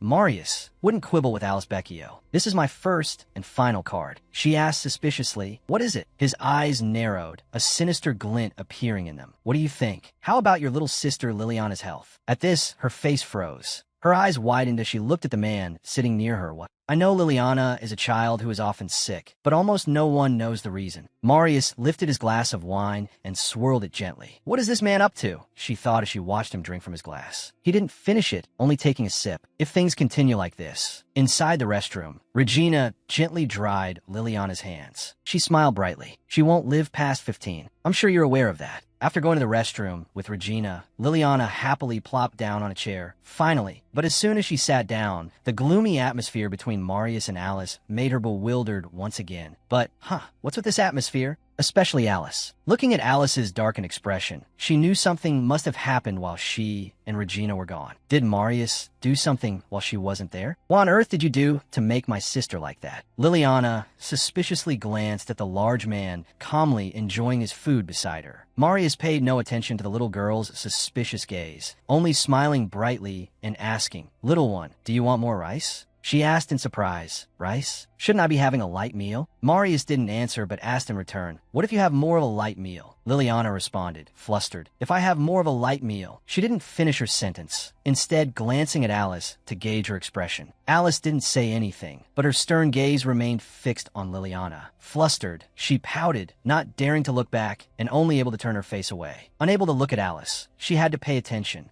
Even so, after thinking for a moment, she pursed her lips. Liliana slowly spoke. Liliana wants to go to the circus. Her voice grew quieter as she spoke, clearly showing her anxiety. My sisters are worried about me going to crowded places, but because I'm in kindergarten, I have to interact with other 8-year-old children, so they have no choice but to accept it. But places like the circus, the theater, amusement parks are almost all forbidden by my sisters because they're afraid I'll bump into people and get sick. Liliana lowered her head when she saw Alice's stern gaze.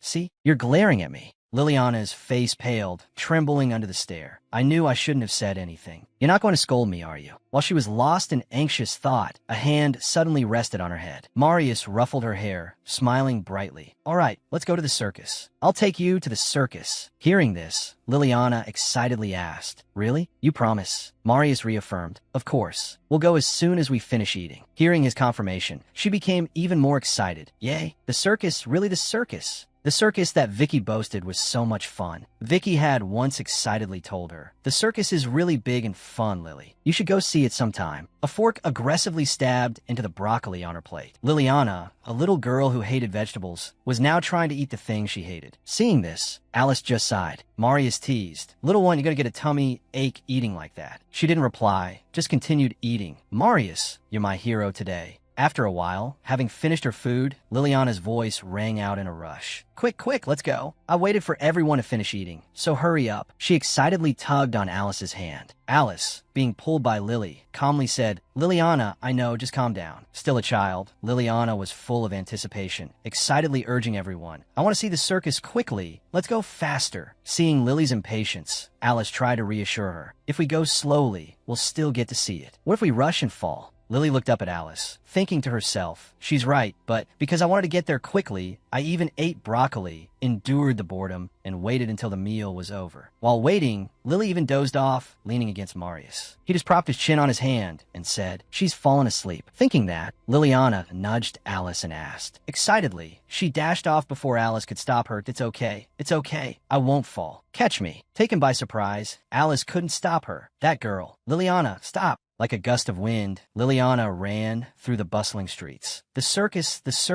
If I go to the circus, I can see the exciting fire show Vicky bragged about. Do they really breathe fire from their mouths? Finally, I can brag to my friends, to Vicky and Antonio. Lost in her excitement, she almost completely ignored her sister's calls. Liliana, stop. Liliana. Alice managed to catch up and grab her little sister's hand. But Liliana pulled away and continued running. Don't catch me. Her hand flung away. Alice cried out in a panic. Liliana, wait. For the first time, she was running towards something she desired, experiencing the thrill she had only heard about from her friends. Liliana beamed with happiness. I want to see it right now. But caught up in her excitement, she didn't notice her surroundings. Right in front of her was a horse-drawn carriage speeding towards her as Alice and Regina frantically chased after her. By the time she realized the carriage was coming, it was too late. A worried scream rang out. Liliana.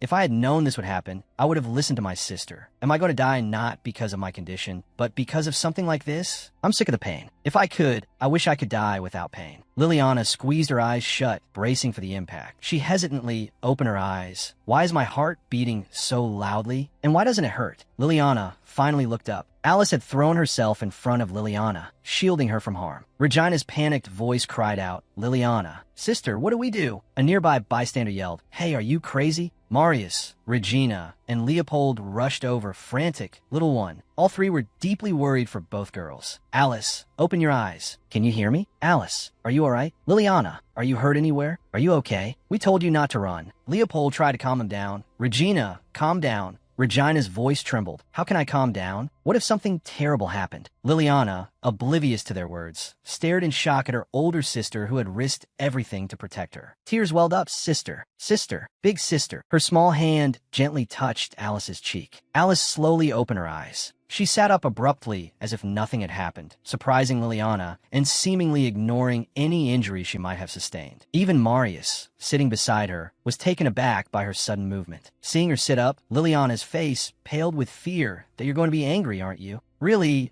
angry because I ran off without listening to you. Thinking this, she squeezed her eyes shut in fear. A gentle hand touched her cheek. Despite her injuries, Alice asked Liliana with concern, are you hurt anywhere? No. Are you sure? Is your head okay? Are your legs all right? Liliana was speechless at Alice's barrage of questions. Alice said worriedly, do you know how scared I was? Sister, you were. Suddenly, a tear fell. Overwhelmed with worry, Liliana burst into tears that I'm sorry. Sister, don't be hurt. It's because of Lily. It's because of Lily that you got hurt. Seeing Liliana cry, Marius comforted her. Hey, little one, calm down. Liliana didn't stop, but cried even louder that I'm sorry. As an older sister, how could Alice not be heartbroken seeing her younger sister sobbing like this? She hugged Lily tightly.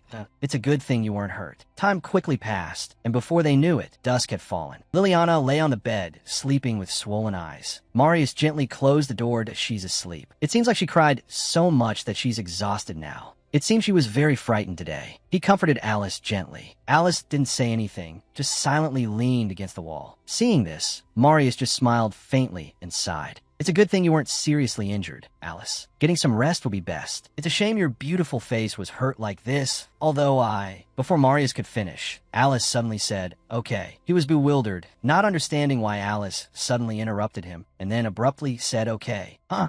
Alice's gaze softened a little. let's do it. Political marriage. A memory suddenly flooded back into Alice's mind. She's such a lovely child. Aren't you curious about this child's smile? Compared to love, I prefer being with my friends and siblings. Living in this world, I've never thought about marriage, because having my abilities recognized through work and becoming the best is my ambition. Looking back on her career path so far and her future life plans, the more she thought, the tighter her grip became. If she continued in this direction, the path ahead would surely be wide open. But then she thought of her little sister sleeping in the room. Her gaze became even more determined. But Liliana is that's my condition. I will prevent her death, no matter what means I have to use. Marius was momentarily stunned, not knowing what to say in this sudden situation. Her eyes looked as if Now he spoke. I promise Liliana will be fine. What matters? Leopold walked downstairs, thinking it seems the little one was very scared. He had taken Liliana to bed. That I should have protected her first, stopped Alice sooner. Well, it makes sense, since she's her guardian. Lost in thought, he walked to the living room. As he looked up, he saw Regina slumped over on the sofa. Regina, so she's here. He awkwardly stood behind the wall, watching her. But it seemed he noticed Regina's unusual mood. Without hesitation, he walked over to check on her. Regina, what's wrong? Why the sad face? Hearing his voice, she startled and looked up. Ah, Leopold. Regina gave a forced smile, but it's just, I feel ashamed of myself. As she spoke, she fiddled with her fingers. Leopold suddenly spoke. There's nothing to be ashamed of. She felt a little embarrassed at his words. You haven't heard everything I have to say. Initially, I was silent, but only for a short time. Twice now, I couldn't save Liliana. I was right beside her, clearly right beside her. As she spoke, Regina remembered the times when Lily was in danger, but she couldn't save her despite being close by. But every time, I let her slip away. I should have been more careful, because if I looked away for even a moment, she would disappear. The image of Liliana running away flashed before her eyes. If I were a little stronger, if I were born with an ability, my older sister wouldn't be hurt like this. Thinking about it, I feel so ashamed. Transparent tears welled up in the corners of her eyes. Before she could finish, Leopold took her hand. He stammered, I'm not skillful in tasks that require meticulousness. His sudden change of topic made Regina bewildered. Yes, he continued, besides fighting and protecting, I don't have any other talents. I think everyone has their weaknesses. So, Regina, it's okay to protect Liliana in your own way, isn't it? Hearing Leopold's comforting words, she unconsciously gripped his calloused and scarred hand. He noticed this and quickly withdrew his hand in embarrassment. I'm sorry, I took the liberty of touching your hand. A soft chuckle sounded at his embarrassment. Regina finally smiled. No, thank you. I feel much better. She wiped the tears from the corners of her eyes as she spoke. Before you return to the Empire, could you spare some time for me? I'd like to invite you to my home sometime. His face, already flushed, grew even redder at her forwardness. His eyes softened as if he wanted to say something. You don't need to invite me. Regina froze at his refusal. Did I go too far? However, please go on a date with me. He had turned his face away at some point to hide his embarrassment. She blushed and felt a flutter in her chest at his words. Not as a thank you, but because I genuinely want to. What she thought would be an encyclopedia ending with their sweet romance was interrupted by a loud shout echoing through the Four Sisters' house. What is this article? Marriage? And to the Emperor of the Empire, Emilia and Regina frantically confronted Alice with the newspaper early in the morning. Alice calmly plucked a grape, making such a racket this early in the morning. Emilia and Regina looked ready to explode. Regina frantically questioned, it's just a rumor, right? I have to go to the newspaper office and demand a correction. No, someone who doesn't even have a boyfriend is getting married? That's absurd. Alice ignored them and fed a grape to Liliana. Here, Liliana. Lily stared blankly at her two older sisters. That's right. The newspapers have been publishing strange articles lately. Why are they using such false rumors? What kind of journalism is this? Emilia, you should go there and demand a correction. Alice calmly affirmed, that article is true. Regina and Emilia froze at Alice's confirmation. Even Liliana was stunned. Big sister getting married? Alice didn't hide it. Yes, you know Marius, the one we met last time, right? I'm going to marry him. As if struck by lightning, Lily's face was a picture of bewilderment. Why?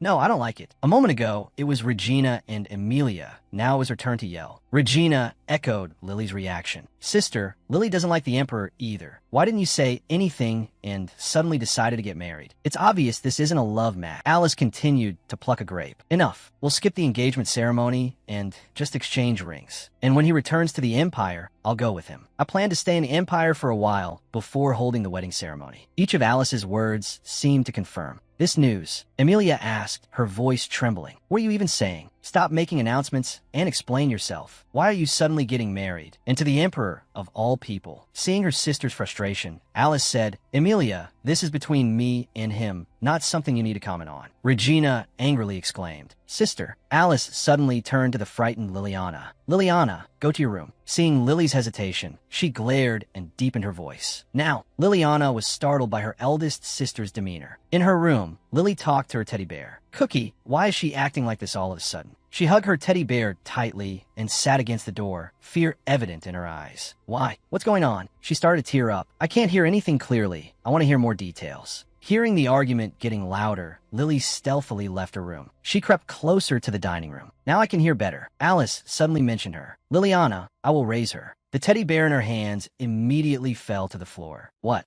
At a large hotel, Marius sat in a carriage, looking out as if deep in thought. He recalled Alice's determined expression when she said, That is my condition. Interesting woman. She usually maintains a cold demeanor, but she's willing to sacrifice everything for her sisters. Yet, she doesn't come across as weak. Well, this is good for me. The benefits from this marriage are substantial. After a moment of contemplation, he stepped out of the carriage. As soon as Marius stepped out, he heard commotion nearby. What trouble is this now? He wondered as he saw a man and a young girl arguing. The young girl's eyes suddenly landed on him. Without hesitation, the young girl shouted, Uncle. Marius heard her and thought to himself, Uncle? Lily then shouted even louder, Uncle, Liliana is here. The young girl yelled and jumped up and down, trying to get his attention. Seeing her tear-stained face, he immediately recognized her. Lily, little one, I will raise Liliana. The words sister will raise me means I'll also be going to the Empire. In other words, I'll be separated from my twin sisters. Rewinding a few hours, Liliana took out a cookie from her bag. If the family breaks apart, society will weaken. And when society weakens, the nation will collapse. If the nation collapses, the world's destruction is inevitable. Therefore, I must prevent being separated from my sisters. She frowned. Cookie, I've decided.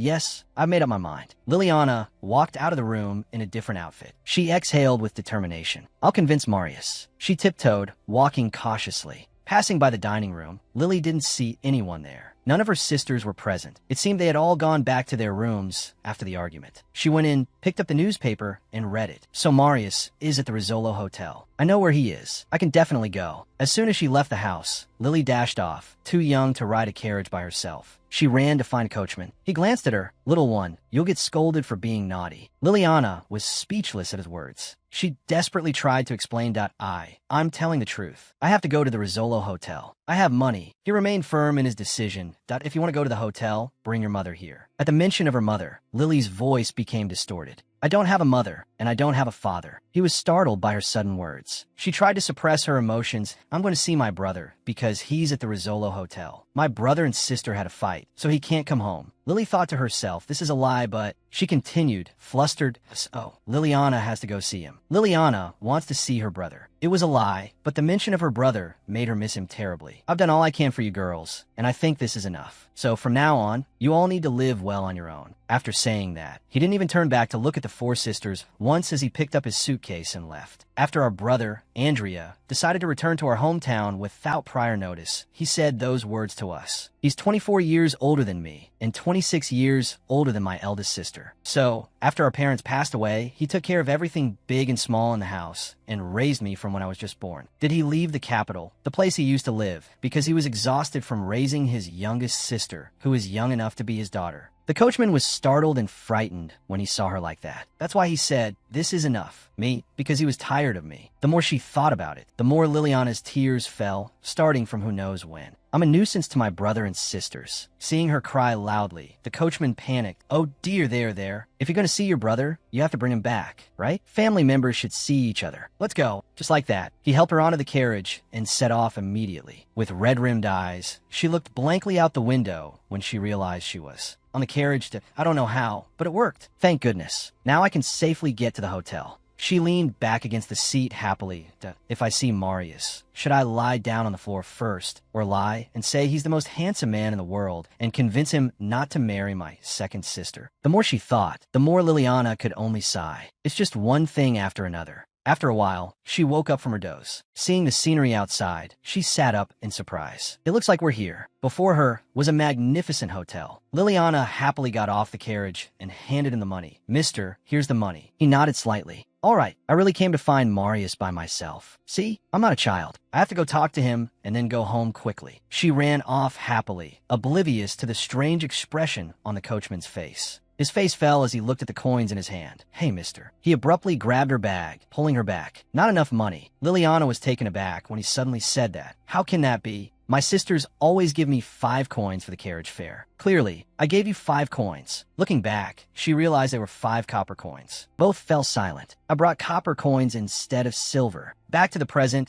Liliana was clinging to Marius's leg, crying, "Lend me some money." He didn't understand why she was suddenly asking for money. Why are you suddenly borrowing money? She replied dejectedly, I took a carriage here, but I don't have enough to pay. He continued, why did you take a carriage? Hitting a sore spot, she faltered. Ah, well, having no other choice, Lily blurted out, I came to see you, big brother. I came to see you, big brother, big brother. Hearing big brother from her lips made Marius's lips curve upwards. He gave a delighted smile. Big brother. Marius excitedly pointed at himself. Big brother, big brother. Contrary to his excitement, she, still clinging to his leg, made a disgusted face. What an annoying face. Despite thinking that, Liliana pleaded, yes, so quickly lend me some money. He laughed heartily, amused by her. The coachman approached. Are you going to keep laughing? Are you this child's guardian? The fare is still outstanding, so pay me quickly. Ignoring the coachman, still caught up in his own amusement, he continued to laugh at, a guardian. I suppose I am, since this little one calls me big brother. He flicked a coin towards the coachman.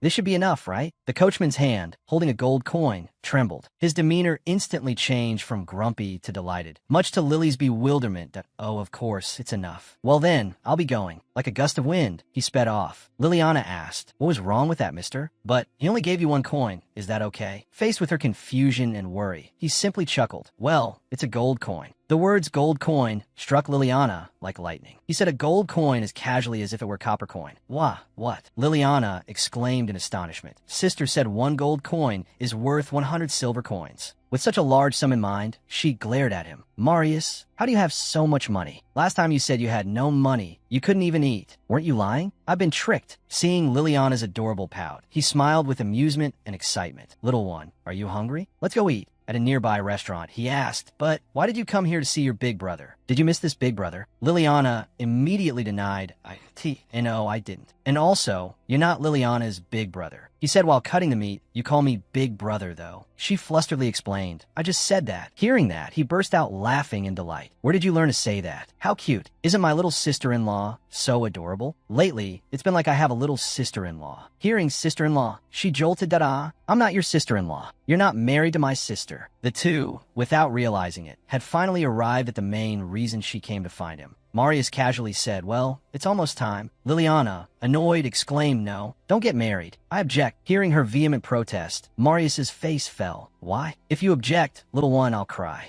Liliana excitedly suggested, cry then. I'll buy you chocolate to comfort you. In exchange, you leave my sister alone. Do you understand? Promise. He promptly forked a piece of the meat he'd just cut and put in her mouth. Why do you hate me so much? Liliana explained while eating, because I feel bad for my sister. She's the most beautiful and wonderful person in the world, and strong too. Marius wasn't about to be outdone. Well, I'm handsome, rich, and the strongest too. She fell silent for a moment, silently judging. Cheesy. Marius looked at her with sparkling eyes, and I'm excellent, really. Seeing his expression, her assessment only deepened. Does everyone who becomes emperor of the empire act this cheesy? Of course, he's handsome, but he doesn't know how to use his face. In terms of strength, Leopold is the best. Thinking of muscle strength, Lily pictured Francois and Marius clinging to Leopold's biceps and swinging. Daring to forget human weapons? Her voice was full of judgment. Oh, you have a conscience. He didn't answer, just cheerfully fed her more meat. But, little one, you didn't come here alone, did you? If you came with your sisters, there's no way you'd be short on money. Where are they? Liliana chewed thoughtfully. I came alone. Marius and Mark exchanged glances in silence. Marius asked worriedly, you told your sisters before coming out, right? Liliana answered while chewing, of course. Come to think of it, before I left, I decided to leave a letter for my sisters and say I was going to play in a playground. She thought happily about the letter. I had to write a letter. But did I write a letter? She recalled leaving the dining room, picking up the newspaper to read, and sneaking out the door. I don't remember writing. Her face slowly stiffened as she realized she hadn't written a letter to her sisters before leaving. A chill ran down her spine, and Liliana turned pale and began to tremble. As if all her strength had drained away, she trembled. Calm down. At times like these, just rubbing my face on Cookie will be fine. She slowly took out Cookie. Cookie, what should I do? I'm so tired. Marius was also flustered along with her. Cookie, give me courage. Quick. Hugging Cookie tightly, she spoke while tearing up. Liliana silently wished, Cookie, please use your magic. Marius also guessed the situation at home. Damn, I need to inform Becky's house that my youngest sister-in-law is here. It's probably chaotic there. It seemed he had already guessed what the atmosphere was like at home. Yes. Meanwhile, at Becky's house, Emilia rushed inside. She's not at the playground. Both Emilia and Regina were panting. She didn't go to any of her friends' houses nearby either. Regina said anxiously, she's not in the attic or the basement. I've checked under the beds and in the closets. Alice ran over worriedly. 3 hours is the optimal time frame for a missing child. If we don't find her after 3 hours, we have to report her missing. Emilia said frantically, I'll try to find a mage. Maybe magic or a search party could help. As everyone was in a state of panic, there was a sudden knock at the door. All three sisters froze when they heard the knock. Regina anxiously guessed Liliana. Emilia, despite her panic, remained clear-headed. If it were Lily, she would just open the door and come in. Is someone else? She reaches for the doorknob, but if only the person outside were Liliana, that would be wonderful. Excuse me, a large figure suddenly appears. Regina quickly realizes, oh, right today? Leopold, in a smart suit and with a large bouquet, says, I'm here to see Regina. I've decided to go on a date with Leopold. A hint of worry flashes in his eyes. All three sisters in the house are in a state of distress, especially Regina, who is worried to the point of tears. What's wrong? Yulia bites her lip and leaves. I'm going to see the ancient magic. Regina's voice trembles. Leopold, I'm sorry. It seems I can't go on a date this time either. Liliana disappeared, so? Regina doesn't finish her sentence before a voice suddenly interrupts. Is Miss Alice Becchio home? Another person walks up and stands next to Leopold. It's a royal messenger. I apologize for coming at such a busy time, but His Highness Marius has a message he wishes to convey to the young lady quickly. Miss Liliana Becchio is currently with His Highness Marius at the Risolo Hotel. Nothing more. Please come there quickly. Alice and Regina are both stunned. What? In the city? Regina. Leopold and Alice are in a carriage on their way to the Risolo Hotel. Alice is silent, but trying to compose herself. Once I see Liliana, I have to calmly ask her. First, don't get angry. Why did she leave without a word? Why is she at a hotel? That's what needs to be addressed first. Scolding a child isn't good right now. After a while, the carriage stops. Right, that's what we should do. All three of them enter the elevator and go to Liliana's room. When they arrive, Alice reaches for the doorknob. As soon as she opens it, she hears a voice inside. You can't just not go home, can you? Liliana pleads anxiously. Uncle, can Liliana stay at the hotel? At your place? If I go home, my sisters will punish me. Marius bends down slightly to talk to the little girl.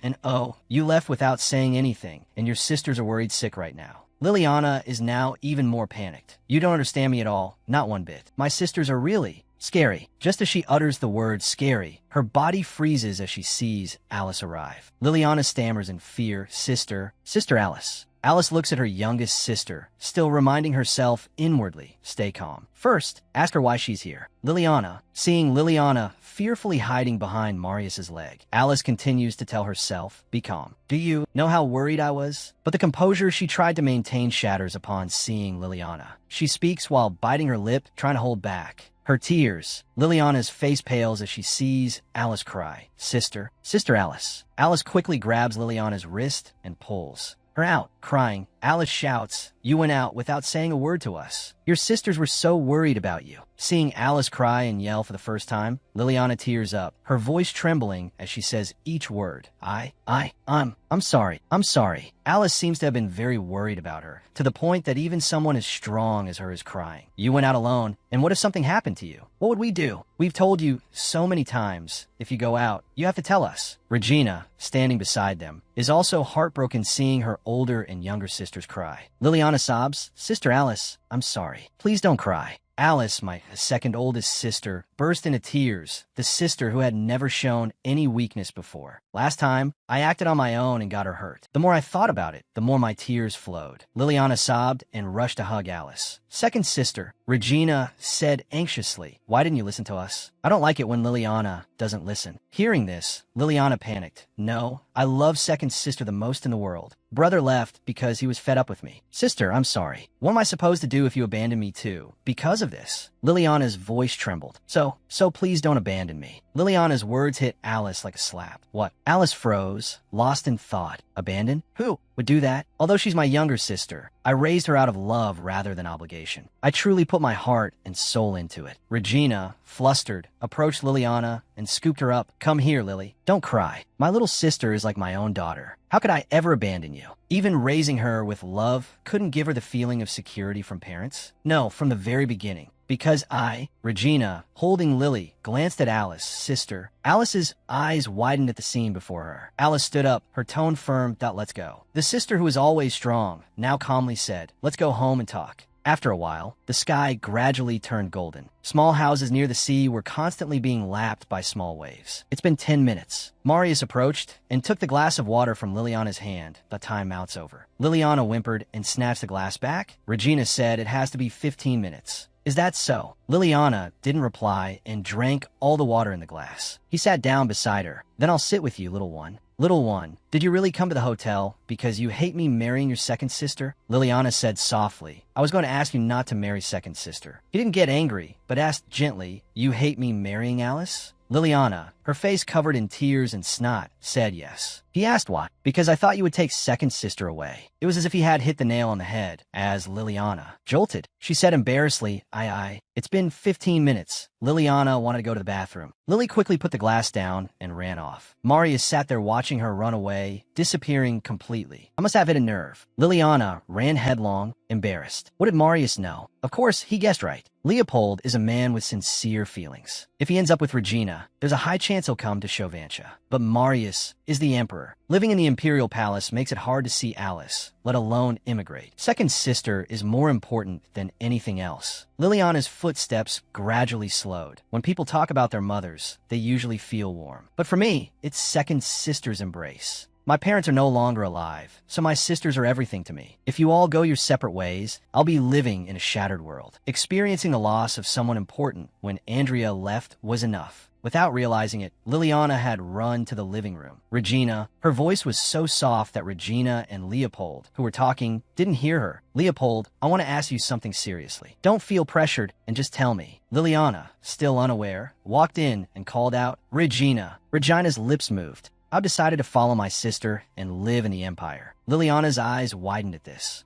She continued with a determined voice. Do you have any work I could do while I'm in the Empire? Alice found herself in an awkward position, with both her younger sisters standing beside her, questioning her relentlessly. Tell us the truth. Isn't this a political marriage? What did you exchange? She clenched her fist before answering, it's the best choice for my career. Emilia was utterly astonished, while Regina lowered her head, her lips pursed in silence. But both sisters shared the same thought. She's lying. Their second eldest sister knew full well that becoming empress of an empire wouldn't help her advance in the Maritime Security and Coast Guard Agency. Do you think we don't know how ambitious you are about your work? Regina, worried sick about her eldest sister, continued to reason with her. Work or whatever, put it aside. Will you even be able to adapt to the Empire? The Empire is a class-based society, from its social system and laws to its way of thinking. It's completely different from ours. She kept looking down toward her eldest sister's feet as she continued to present arguments to persuade Alice to reconsider. From what I've heard, children, foreigners, and women are heavily discriminated against there. How can you face that alone? Their eldest sister couldn't look directly at them, her heart heavy with worry. But then she said firmly to them both, I have to fight it, don't I? At this, Regina was suddenly stunned. It dawned on her then, her eyes brightening at her sister's words, that you're going to fight them. So, you two don't have to worry too much. She still clearly remembered the image of Alice with tears streaming down her face. The one who says she'll fight them looks that broken down. How can I just stand by and do nothing? Regina returned to her seat, clenching her fists, her heart pounding. Surely, she made some kind of deal with the Emperor. It seems like even if she dies, she won't tell us what it is. The more she thought, the more determined she became that I can't let them go alone. I can't just watch her fight alone in the Empire. She also couldn't bear to be separated from Liliana.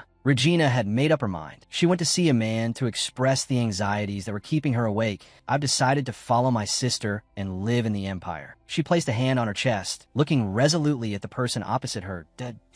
Oh, you have any work I could do while I'm in the Empire? Leopold was stunned, his eyes wide as he looked at the girl who was muttering explanations to herself. I know what I'm saying sounds absurd, I understand. I can't even live in the Empire myself. But just as Regina was hesitantly continuing, Knight Leopold quickly interrupted her. Hold on. Wait a minute, Regina. He scratched his head awkwardly as he spoke, noticing a small shadow lurking near the wall. It would be better if we talk somewhere else. All right. She nodded in agreement. Let's go to my room. Hearing the noise, Liliana quickly hid in a corner. She was startled after hearing bits and pieces of the conversation. What's going on? Third sister is going to the Empire too. Lily ran back to her room, her mind in turmoil. But if she gets married, doesn't that mean she might never return to Chauvantia? What about fourth sister? Unable to bear the overwhelming shock, Lily threw herself onto the bed, burying her face in her pillow and muttering, fourth sister will be all alone. She clutched her teddy bear tightly, her heart overflowing with emotion. What am I supposed to do? Cookie. Liliana feared something unfortunate would happen, perhaps even the breaking up of their family. Leopold had returned to the mansion. He stood, arms crossed, lost in thought before the window, recalling Regina's recent request is there any work I can do while staying in the Empire? Since I'm the sister of the future Empress. She didn't want to rely too much on her sister. If I stay with my family, I'll become a burden to my sister, someone who knows nothing about the Empire. At the very least, I have to support myself. Chauvin is a country that values labor. Even if you have wealth, having a job is a matter of course. Leopold muttered, that's why the Bachkio sisters, a prestigious political family, all have jobs. But the noble women I've seen so far don't work. He continued his thoughts, because the virtue of the nobility is to use the money earned from their territories for charity and to care for the people. That's not considered labor. To say I'm not worried would be a lie. A smile suddenly flickered across Knight Leopold's lips, but his face flushed with joy, like a child given candy. It's wonderful not having a part with Regina. I must be crazy. Marius, watching from behind, froze stiffly. Worried, he immediately told the Emperor everything. He's been smiling to himself like that a lot lately. Has something really happened? Marius gossiped eagerly. Tisk. Having perceived the underlying truth, he was speechless at the Knight. This guy, he hasn't even properly dated her, and he's already head over heels. Marius approached him. Hey, Leopold, are you that happy to be with Regina? Instead of denying it, he frankly admitted, yes, very much. This surprised even the Emperor. Whoa, quick answer. But then, Marius sighed softly and muttered, to be loved that much, huh? His gaze dropped, filled with contemplation. But I've never loved anyone like this before. Leopold frowned and turned back, his face flushed with anger as he rebuked Marius. Fishing for information, are you? What are you talking about? This is my first love. Marius, still leaning with his hand propped up, sighed deeply and shrugged. Well, that's how it is. But if you marry, you too will become the only nobles influencing Chauvin, right? Emperor Marius reiterated the condition. You and I will once again be bound by blood ties. He also didn't forget to remind Leopold of their old promise. Don't forget our soul oath until the war between the Empire and Chauvin breaks out. The Empire will lose both its emperor and supreme commander at the same time. Leopold nodded in agreement that I know. Only then did the Emperor stretch comfortably. His cheerful mood led him to speak his mind. Before leaving, he patted Leopold's shoulder.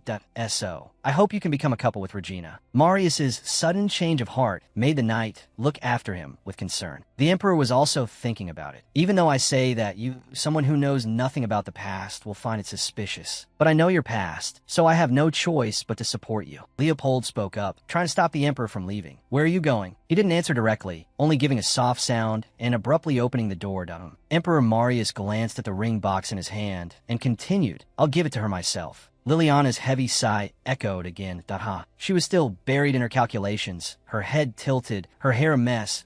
I miss you all so much, Francesca, Martina, Antonio, Vicky. Before this, Liliana had been grounded, forbidden from going to the playground for 3 days. Liliana slumped dejectedly onto the desk. Several days had passed since she overheard the conversation about Regina going to the Empire. She felt a bit down. Just then, Emilia appeared and scolded her to the point of tears. And just as Liliana had finally finished getting dressed, Emilia angrily burst through the door and yelled, Liliana, didn't I tell you to let someone know when you were going out? Liliana felt dizzy with fright. Ugh, she thought it was already a tiring day, and this just makes it worse. Suddenly, a daring idea popped into Liliana's head. Being scolded like this by Emilia, following Regina to the Empire didn't seem so bad. Sighing, she placed her quill on the desk. Whatever happens, Liliana joyfully tossed the crumpled letter into the air. Finished. I finished the letter to Andrian. Looking at the slightly wrinkled paper, she muttered cheerfully, "Wouldn't it be better if the four of us lived together? If I tell my brother that my sisters are going to marry those strange men, maybe he'll come back and stop them." The more she thought about it, the happier she became, a wide smile spreading across her face. Hee, I wonder if he'll really come back after receiving the letter. And so, she embarked on her journey to send the letter to her beloved brother. The letter read, "Andrian, it's Liliana. Do you remember me? I miss you a lot." She went from room to room, knocking and asking for help. "Regina, come with me to the post office. They're getting married." Andrian, Liliana explained everything in detail, but Regina was trying on dresses and had no time for her little sister. "That I'm busy. You're gonna live in the Empire too. You like Ravacha." Finally, Liliana banged on Emilia's door. "Emilia, come with me to the post office." Seeing her sister suddenly appear with wide eyes made her shriek in surprise.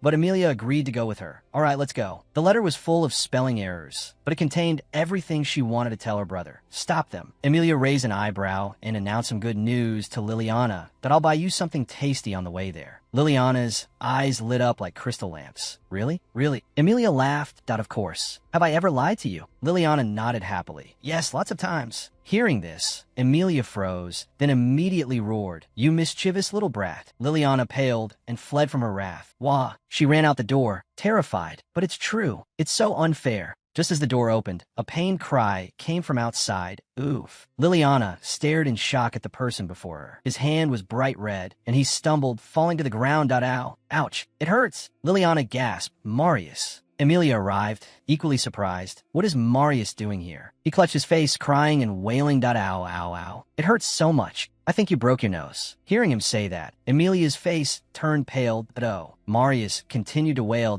"If you blow on it for me, I think it'll feel better." Emilia hesitantly approached, muttering, "Blow on it." Marius nodded. Let me see it first." Seeing Liliana's worried expression, he playfully teased her. "Boo!" She flinched, her eyes wide. "It's still fine," she grumbled. "Your hand is redder than your nose. But still, since you bumped into the door." Liliana complied, adding dramatic flair to her actions. "Foo, foo, no more pain, no more pain. All better now." Marius stared at her, dumbfounded. He then burst out laughing. "You're amazing. It doesn't hurt at all now." Being praised, Liliana smugly and proudly thought, "Right? I'm a little amazing, huh?" While the little one and the older one were smiling together, Emilia appeared, frowning and asking, "So what are you doing here?" He only then noticed Emilia's presence and politely greeted her. "Hello, Emilia. Is Alice home?" She coldly replied, "No." But Marius wasn't giving up. "But I came because I know she's home. Even if you're not happy with me, don't lie." Emilia was speechless and bristled. "If you know, why ask?" Marius was stunned into silence, wanting to be friendly with his sister-in-law, but her obvious dislike made him embarrassed. "She really doesn't like me." Liliana stepped in to smooth things over. "Alice is sleeping. You should go." His face was still full of enthusiasm.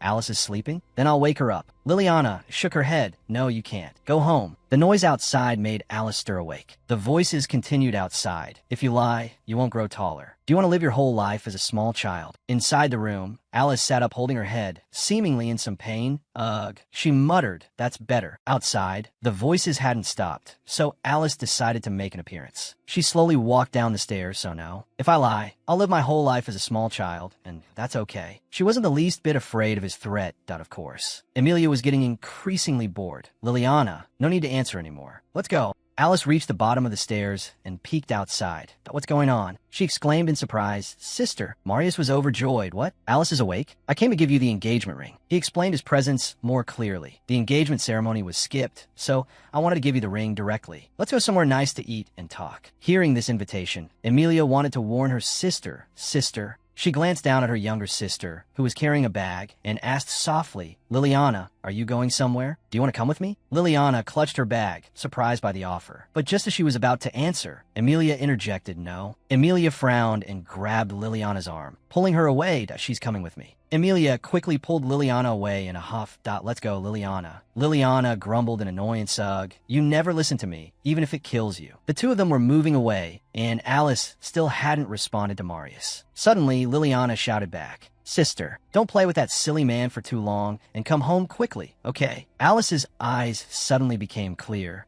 and a smile played on her lips. Okay, I know. She called out to her sisters. Go and come back soon, Liliana. In the beautiful country of Chauvantia, inside a room, the two sat facing each other. Alice held all the necessary contracts. Marius explained the key points. The marriage will last for 10 years, starting from the day of the national wedding ceremony in the Empire. The prince excitedly pointed out another aspect. Read the documents, and you'll find out about the compensation and benefits included. Alice read the benefits section, and then added a supplementary clause, divine power healing. Marius furrowed his brow and asked, "What's that?" Alice stared intently at the paper, but still replied, "My second younger sister is a scholar. She said she could try various methods through magic. She made a suggestion, so let a mage with abilities equal to the Tower Master research and treat Lily's illness." Prince Marius stroked his chin and nodded. "Regarding this, I'll probably have to meet with Francois Castle privately. He made a promise. Today, I will immediately contact the Tower Master. Can you wait a day?" Alice nodded. "All right, one condition met. Also, during our marriage," she quickly added, "clearly state that my family can stay in the Empire at any time, without needing anyone's consent or permission." Seeing Alice still meticulously reviewing the contract, the prince couldn't help but admire her. "Thorough, aren't you?" "I'll do that. Anything else?" The eldest sister's eyes and brain were working at full capacity, checking and rechecking, unable to find any other points to raise. Suddenly, she looked up, but only then did she look directly at him. "Your Majesty?" Suddenly questioned in return. He was a little surprised.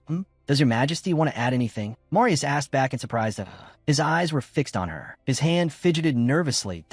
He laughed with overflowing joy. With Alice, what more could I possibly want? This only made Alice look down on the prince more. Tisk. This made Prince Marius's heart sink. "Did you just click your tongue? That's too much." Alice lowered her head and sighed in annoyance. "What I want." Deep down, his thoughts were a jumbled mess. "Actually, I don't know what I truly want." Elsewhere, Liliana was angrily puffing out her cheeks, while Amelia pleaded beside her. "Liliana, please, drink it all, and I'll buy you mango pudding." The little girl stubbornly yelled, "No, I don't want pudding. I was tricked." Liliana muttered, "Tricked by my fourth sister again." Her imagination wasn't this different. She had sent a letter to her brother and followed her fourth sister because she promised to buy her snacks. But now, someone she didn't want to see had appeared. Why is Francois here too? He was the one Amelia had called. Amelia offered more incentives to coax her youngest sister that "I'll buy you jelly" and even a no spicy peppers coupon. Liliana, easily swayed, was already half persuaded that just buy one. Seeing her sister calming down, Amelia quickly doubled the offer point too. The little girl still didn't turn around, holding up 4 fingers point 4. "Deal." The two high-fived to seal the agreement. Francois, leaning against a wall, finally spoke. "Done talking, little miss?" Liliana, annoyed, yelled, "I'm not a little miss." He conceded then. "Can I call you Liliana?" Her face flushed. She acknowledged his sharp wit. He's quite the smooth talker. Unexpectedly so. Because the plot had deviated so much from the original, perhaps Francois wasn't as scary as she thought. She muttered, thinking back to the original story, "Because of his madness, I'm still scared." But Liliana finally nodded in agreement. "Okay, call me Liliana." Francois smiled politely. "All right, Liliana." He leaned forward, resting his chin in his hands, looking at the girl before him. His gaze softened as he looked down at her and gently called, "Liliana." Perhaps sensing her fear, he added, "Are you afraid of me?" This single question made Liliana's face darken. Her eyes dared not look directly at Francois. She hastily explained, "No, I'm not scared." Lily bit her lip anxiously. Did he realize I'm scared of him?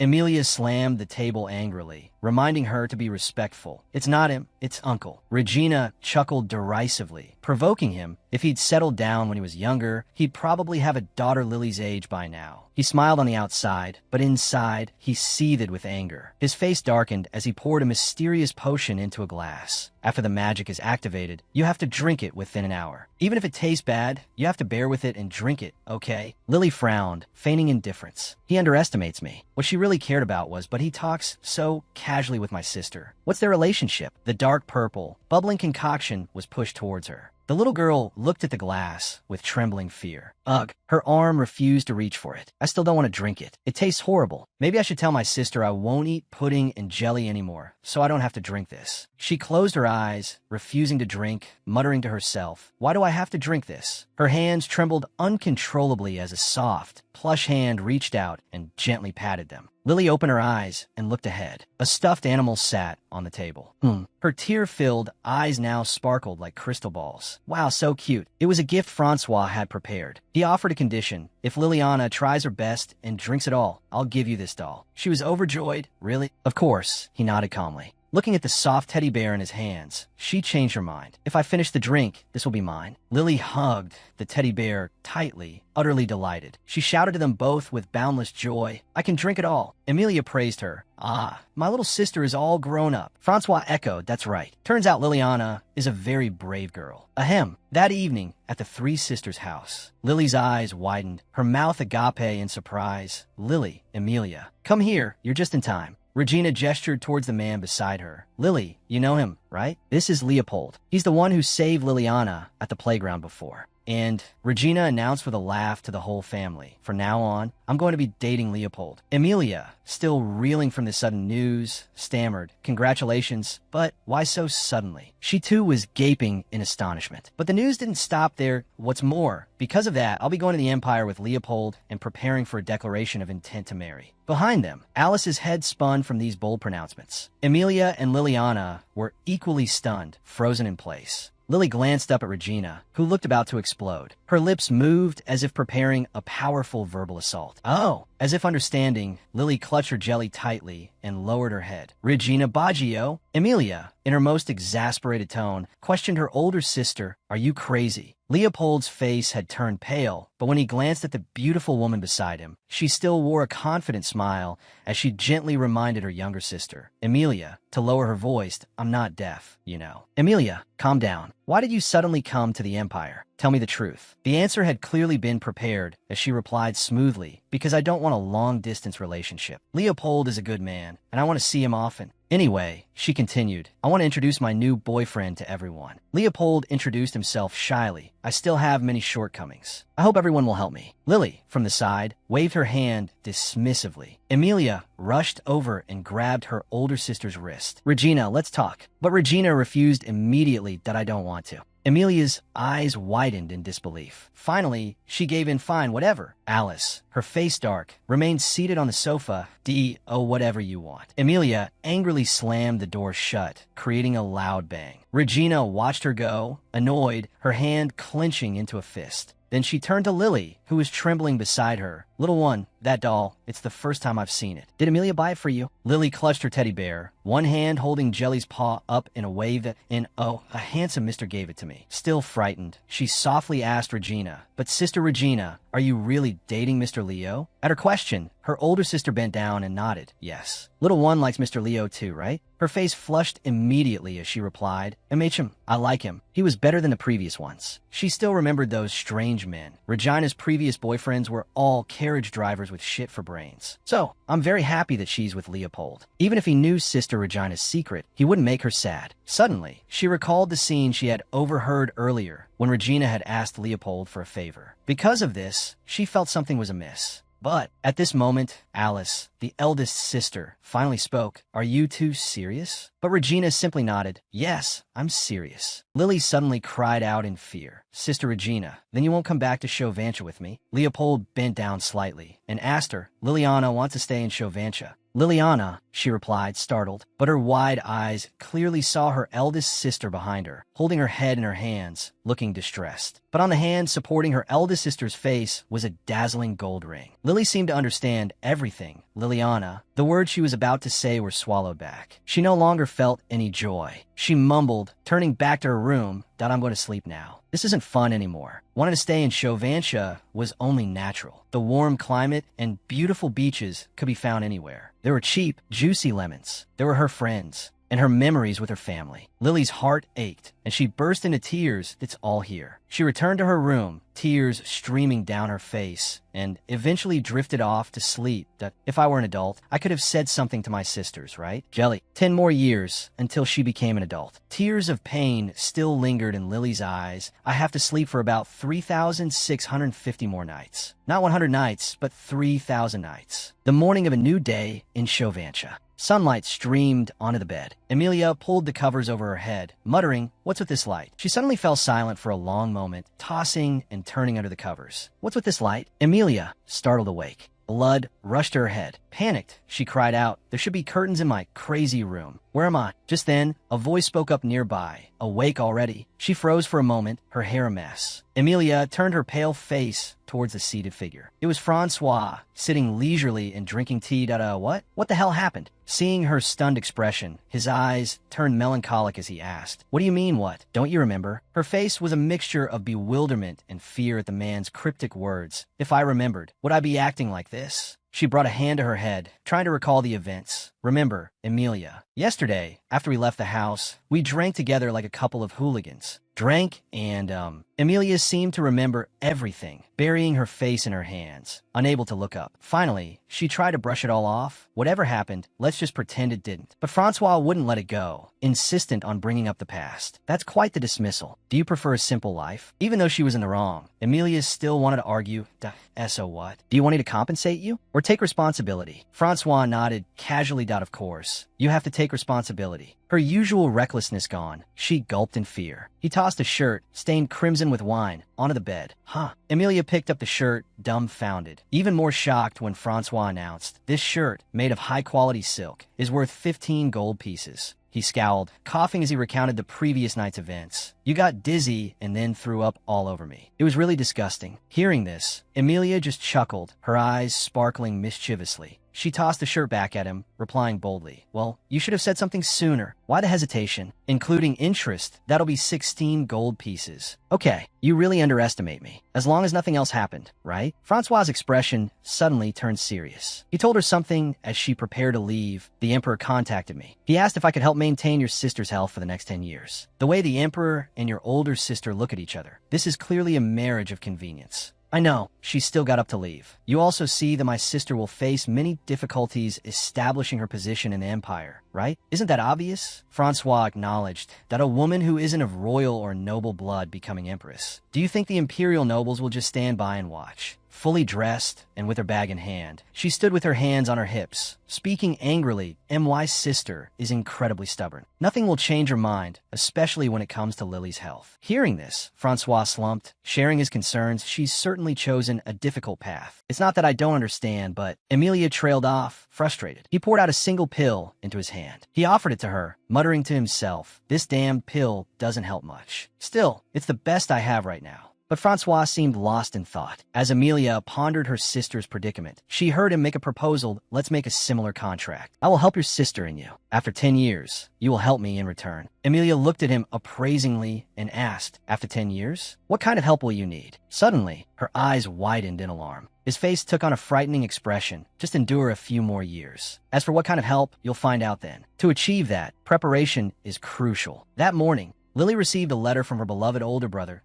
"Oh, Liliana, I've heard the news of your marriage. But this is your life, and I can't interfere. Life here is busy, so I can't visit you easily. Live well there. I'll visit the Empire someday. Let's meet then." Finally, unable to hold back, Marius asked loudly, "Were you crying?" But Lily, her flushed cheeks and swollen eyes betraying her, denied it. "And oh, I wasn't crying. I'm not a child." Marius teased the young girl. "Even so, you're a child." Lily snapped back irritably. "No, I'm grown up. I'm past the age of crying." Marius conceded with a laugh. All right. After that, she looked at the two people in front of her with teary eyes, speechless. Today was the day her second eldest sister and Marius officially met. It was also the day I received a reply from my brother, Andrea. He didn't leave a single word for me. Not only did he break his promise, but he also responded coldly to my sisters. Lily clearly showed her disappointment in everything he said in his reply. At the dining table, Marius started a conversation with his sister-in-law. "Are the preparations going smoothly?" Regina, holding a wine glass, smiled and replied, "We only plan to bring clothes and a few important items. Our friends have decided to manage the house for us." Seeing Regina meticulously arranging everything, he suggested, "We'll send someone to accompany you, so don't worry and prepare everything you need. That will help Alice when she arrives in the Empire." Meanwhile, Lily was heartbroken, lost in the unpleasant memory from that morning. "He really abandoned me." Calloused hands, rough from wielding swords, pushed a plate of soup towards her. "Liliana, eat this. And no one can stop my sisters now." She took the soup plate, her voice trembling slightly. "Thank you, uncle. Because I thought that way, I was very, very sad and cried." But she contentedly ate the food Leopold had given her. "Still, the shrimp is so delicious." Suddenly, she looked up at the empty chair. Mid-chew, she asked Regina, "Isn't Amelia coming with us?" Alice glanced over with a complicated expression. Then, she elegantly returned to cutting her steak and replied, "If Amelia wants to, we can all go together." Lily pouted and asked her eldest sister, "If we go, can we stay together for a long time?" "If Amelia wishes." Lily fell silent, her eyes downcast. Amelia hasn't been home for days. I wonder if she wants to go. Then, she whined to her sisters, "I don't want to go either." Prince Marius seized the opportunity to tease her. "Little one, are you afraid I'll steal your sister away?" Her face flushed. She quickly retorted, "No, it's because Liliana likes being home. I mean, I don't want to say goodbye to my friends." Leopold gently intervened. "Once you're in the Empire, you can make new friends. I have a boy about Liliana's age at my home, too." But she slumped onto the table, dejected. He's not Francisca or Antonio. "I want to go to the playground with Antonio." Alice giggled, poking Lily's chubby cheek. "Lily, were you crying just now because you miss Antonio? We can go see him later, okay?" But Lily mumbled sullenly, "Silly older sister, you don't understand me at all." Remembering this made her feel gloomy again. "But it's true that I don't want to say goodbye to my friends." She quietly told everyone, "I don't want to say goodbye to Antonio. We're very close friends." Curled up in a corner of the chair, she continued, "I miss Francisca, Vicky, and Martina every day." Suddenly, she turned serious and said to her eldest sister, "Alice, could you please not get married?" As soon as the words left her mouth, Lily realized her mistake. A tense silence fell over the meal.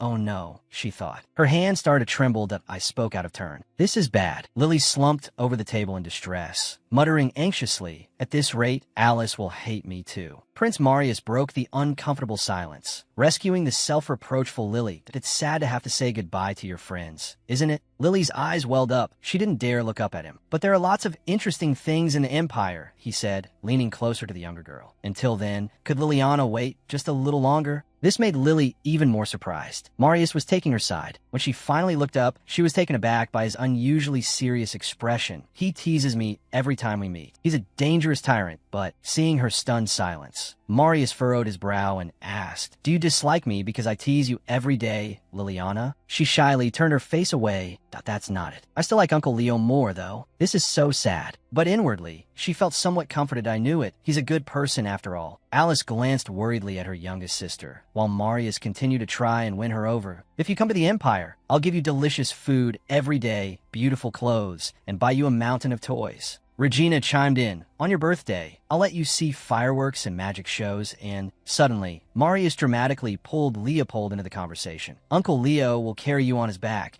and play hide-and-seek with you every day." Leopold stared wide-eyed. "Huh, me?" The prince's words swayed the little girl. "You don't know how fun horseback riding is, do you? Uncle Leo is so tall, you'll love it." Fireworks of happiness exploded in her heart. "Really?" "Of course," Lily happily agreed. "Okay, then I'll come and stay for 100 nights. Marius countered, "Not 100. How about 200 nights? She considered it for a moment.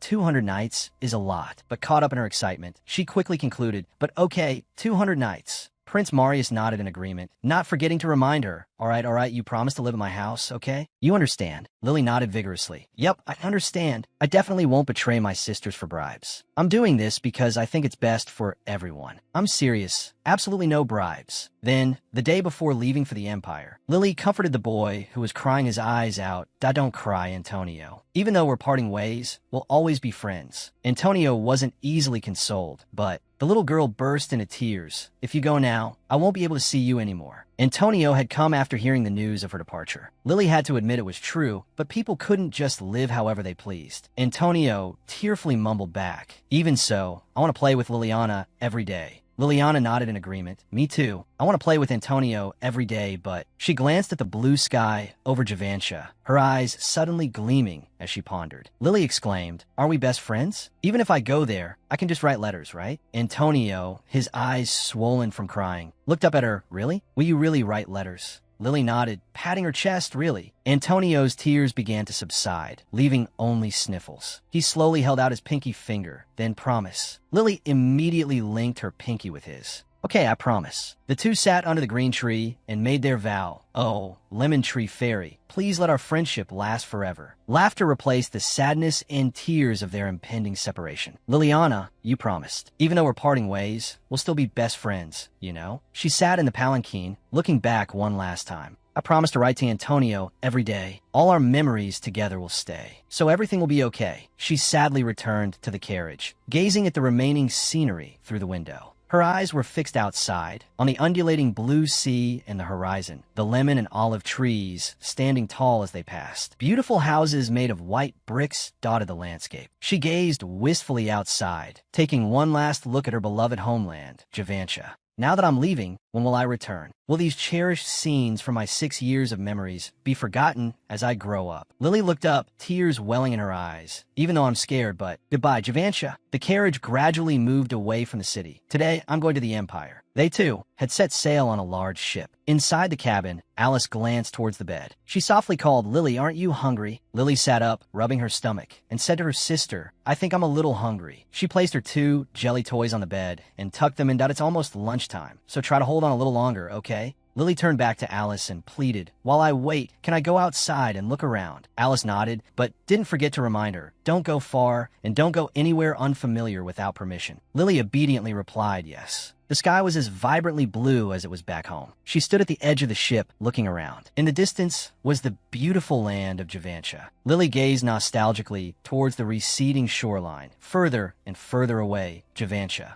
Her eyes suddenly welled up with tears. We left without saying goodbye to Amelia. She gripped the railing, murmuring, "I miss her so much. Doesn't Amelia miss me? I can't believe I got angry with Alice and Regina, and now Amelia is avoiding me." Lily sighed deeply. If I had known, I would have brought Cookie with me. In times like these when I feel lonely, I would hug Cookie. Amelia suddenly appeared nearby. "Honestly, Lily, are you sad about leaving home?" Lily quickly wiped away her tears. "Yes, I like our home better." The air suddenly became still. "Hey!" She turned around and shouted, "Ah, Amelia!" Liliana greeted her with a bright smile. "It's been a while, huh?" She couldn't believe the person standing before her was really Amelia. "Sister, when did you get on the ship? Why are you here?" Overcome with emotion, Lily cried out, "Amelia!" She rushed to hug Amelia tightly. "I missed you." Amelia patted her head, also moved. "You miss me that much? Did you behave while I was gone?" Lily continued to sob without replying, her small hand clinging tightly to Amelia. Whatever. I'm so happy to see you." At that moment, Alice and Regina appeared at the front of the ship. They stared at her in surprise. "Amelia, how did you get here?"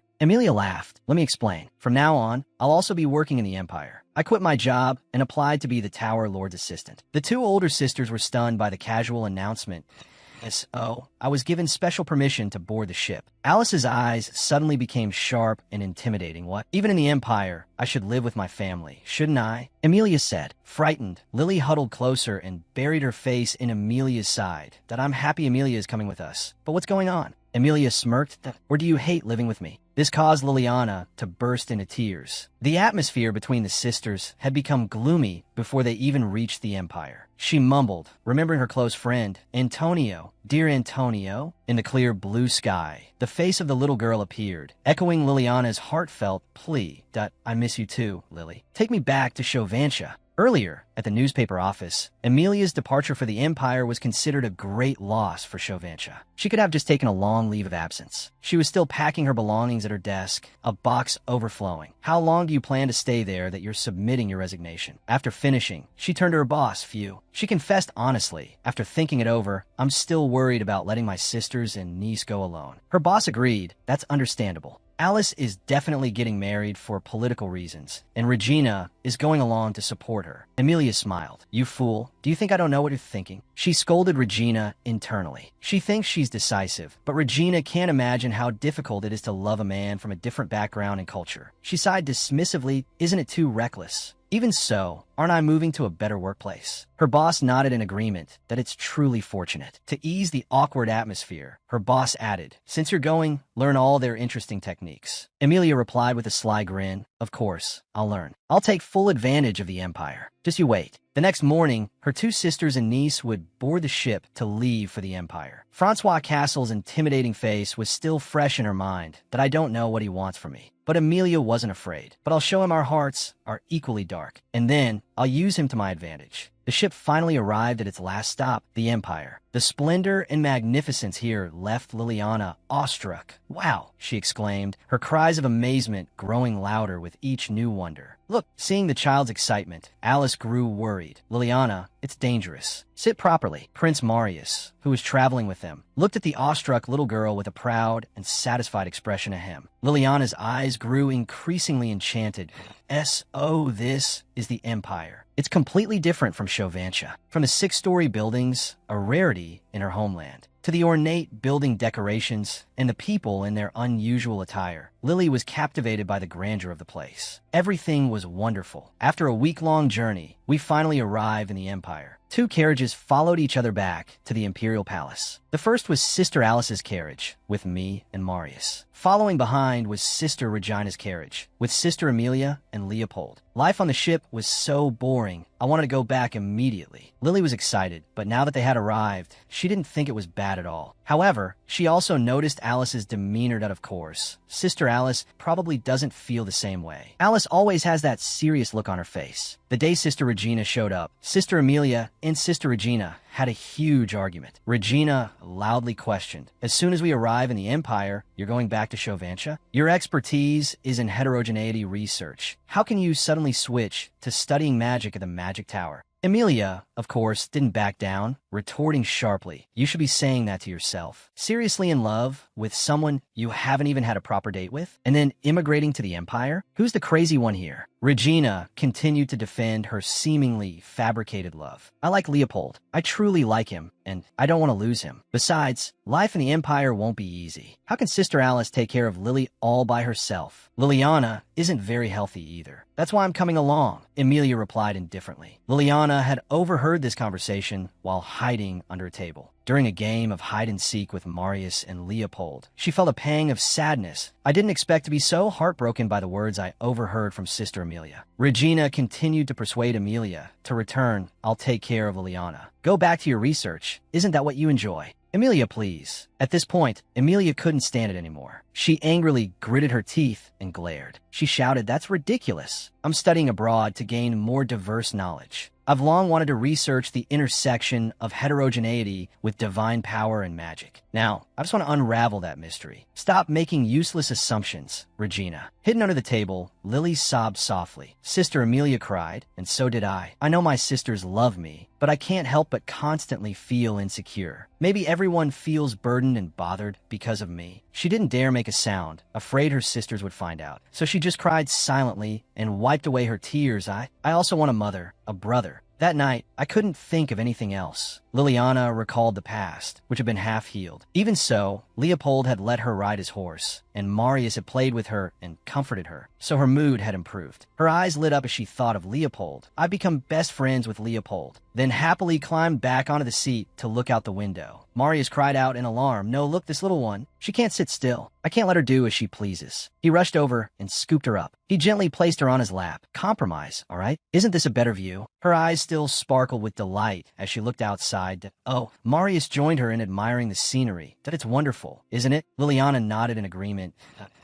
It's amazing." He leaned down and whispered to her. Coming to the Empire was a wise choice, wasn't it? But she still wouldn't admit it and instead made a condition. "Well, that depends on how well you treat me. You keep teasing me about being a chestnut, but I'm telling the truth." Liliana protested loudly. "I'm not talking to you anymore," causing Prince Marius to laugh heartily. "Ha ha ha." Liliana puffed out her cheeks, teased by him. "Little one," he called softly as they approached their destination. "Once we're out of the carriage, you must call me your majesty or brother-in-law. Understand?" But she didn't understand. Lionai doesn't understand. "What are you talking about all of a sudden?" Her eyes were focused on the scenery outside the window. Whoa, a fairy tale palace. "Oh my, I have to live here from now on." Before getting out of the carriage, Marius reminded her again, "Brother-in-law. Call me brother-in-law? Really?" "Oh," she gasped, finally understanding. "Really? Did you think Liliana didn't know that?" "Of course, I have to call you that." And to Alice, she nodded in agreement before he added, "Don't worry." His Majesty Marius smiled. He gently took her hand. "Indeed, I was worrying over nothing." The carriage finally stopped. Below, many counts were looking towards them. Alice was helped down from the carriage by His Majesty Marius. Their judgmental gazes were not welcoming. Liliana huddled close to Alice. She didn't dare look up, keeping her head down. So scary. Regina and Amelia also felt the chilling atmosphere. Isn't this wariness and hostility? So much so that even a child like me can feel it. Ahead, the butler greeted them respectfully. Welcome to the Baedek Empire. His different accent made him difficult to understand. She tugged on her sister's dress and glanced at Leopold. Marius and Leopold have always been mindful of us, ever since we arrived. Alice's eyes lowered slightly. She politely greeted the butler. Thank you for the welcome. Let's help each other from now on. Liliana, still clinging tightly to her sister's dress from behind, was filled with fear. What do I do? My sisters and I have to live here? Can we really continue to live here? The four sisters huddled together. Liliana, from behind, finally felt safe enough to peek out. Her eyes sparkled as she looked at the person approaching. The footsteps grew clearer. Alice and her sisters-in-law. Marius, in his imperial attire, welcomed the four sisters. Welcome to the Empire. From within Marius's residence, a shriek echoed through the air. Look, Liliana's childish face and terrified eyes didn't match at all. Who are you? The maids, Joe and Mary, smiled and curtsied with a royal flourish. Greetings. It's a pleasure to meet you. We are Mary and Joe, the maids assigned to Lady Liliana. She was still quite flustered after their greeting. Liliana stammered, Serve me? Mary replied, Yes, if you need anything, please tell us at any time. Like unpacking your luggage or organizing your belongings. Liliana hesitantly answered, I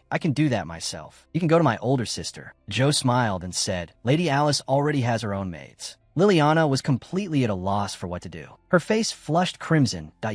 However, one of the maids reassured her, This is our job, Mississippi. Please sit down and rest. You must be tired from your long journey. Liliana squeezed her eyes shut. She thought to herself, This is the detached palace. From today, my sisters and I will live here. The palace couldn't be any whiter. Everything here emitted a magical, sparkling light. Liliana seemed to be running somewhere with her little legs. In Vantra, we have butlers, not maids, so I don't know when I'll get used to this. If I don't unpack, I won't have anything to do. So, I want to see what my sisters were doing. First, Liliana went to Alice's room. Her eldest sister was unpacking with her maids. She saw Alice seriously instructing the maids on how to organize her luggage. Please put it by the window for me. The maid quickly acknowledged the order and picked up the luggage. Yes, Lady Alice. Liliana scurried to the next room. Regina, her third oldest sister, was greeting and chatting with the maid assigned to her. As for Emilia, Liliana had just reached her room when she heard her voice. Wait a minute. I'll organize my books and documents myself. Don't touch them. I won't be staying long anyway. The maid attending her looked up and asked, Will you be returning home soon, miss? And immediately, they were stunned to hear Emilia's reply. No, I'm going to find a house and move out. I can't always be working and then coming back to the palace, can I? The two maids exchanged bewildered glances. They asked in unison, Working. Emilia reached towards a bookshelf. She was rearranging her documents. Yes, I have to work. So, you don't need to attend to me. I'll organize my room myself. Don't touch anything in this room, understand? Even Liliana, who was eavesdropping outside the door, was startled by her tone. Liliana held Cookie in front of her and thought, Anyway, it's hard to fit in here, so this time, I'll quietly close the door. She sighed unconsciously. No one can play with me except Cookie. Cookie, where should we go play? The more Liliana thought, the more tears welled up in her eyes. I want to play on the swings. I guess the palace doesn't have a playground. Huh? No seesaw, no swings, and no white sand. Really just those things. She suddenly stopped and exclaimed with an eager expression, All right, I'll go explore the palace. In reality, it would take Liliana a very long time to explore the entire place with her short legs because it was so vast. Wow. Liliana saw the tulips blooming under the gentle sunlight. She lightly touched the petals and excitedly said, Jelly should see this. Right, Cook? She was so engrossed in the beauty of the flowers that she didn't notice someone approaching from behind. This is the first time I've seen this flower. What is it? It smells so good. From behind, someone suddenly stepped forward and said, They're tulips, a flower not found in Vantra.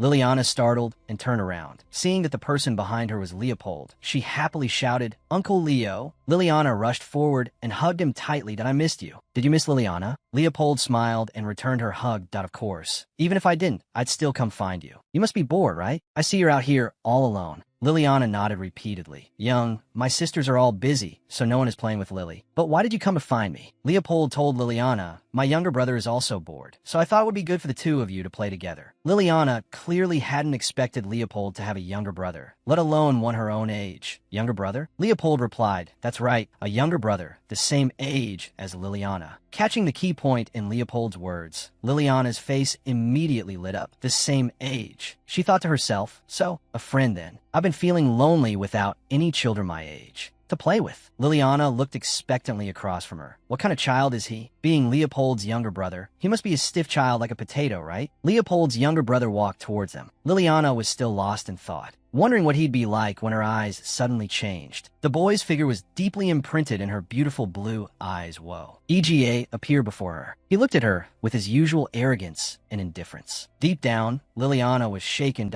So beautiful. This is the first time I've seen a child more beautiful than Antonino. She was very surprised. That child is Leopold's younger brother. Just then, Leopold led her hand in front of the boy and introduced them. EGA, come and say hello. This is Liliana Beck Ki-O. Liliana was extremely excited about their meeting, that he looks like a little angel in famous paintings. Moreover, his blue eyes are also very beautiful. Quickly, Liliana was the first to greet him. Hello, I'm Liliana. Before she could finish her sentence, she heard EGA grit his teeth. Just a newcomer. EGA, it didn't go easy on Liliana just because she was a girl. He roughly flung her hand away. From Leopold's, Liliana cried out in pain. Before she could recover, she heard EJ scolding her, staring at her with icy eyes. I'm not making friends with you. Don't act so familiar with me. Pumpkin, so bluntly pointing at someone's face like that, even scolding them at the first meeting. Liliana seemed to be greatly shocked. The word pumpkin kept echoing in her mind. Liliana was completely powerless to react. Her senses were numb from EGA's scolding. What did I just hear? Pumpkin, I don't want to be friends with you. Why? Among her classmates in the painting, olive, grape, and pomegranate classes at the public kindergarten, no one disliked being friends with her. As soon as her teacher appeared at the classroom door, everyone would rush towards her. Liliana, you're so cool. You're the best. Let's play every day, best friend. Liliana sank into utter despair. Me? They hate being friends with me. She sighed sadly. By now, Leopold finally came to his senses and realized that things had gone too far. He awkwardly tried to salvage the situation, looking back and forth between EGA and Liliana with an embarrassed expression. Liliana, EGA's just joking. EGA, you shouldn't talk to your friend like that. EGA stubbornly pouted and shouted. So you're telling me to lie? I don't want to be friends with her, so what? Leopold turned back, his face immediately paling as he saw Liliana trembling. Her eyes filled with sadness and her face streaked with tears. She pointed at herself and asked him, Uncle, am I ugly? Is that why he doesn't want to be friends with me? Leopold quickly responded to her question, but for some reason, the more he spoke, the more flustered he became. No, Liliana, why you're very cute. Everyone wants to be friends with you. Hearing that, she cried even harder. You're stuttering. Her spirits crushed. Liliana sat down on the ground. Unbelievable. This is unbelievable. This is the first time I've been humiliated like this. Leopold cried out in a panic. Liliana.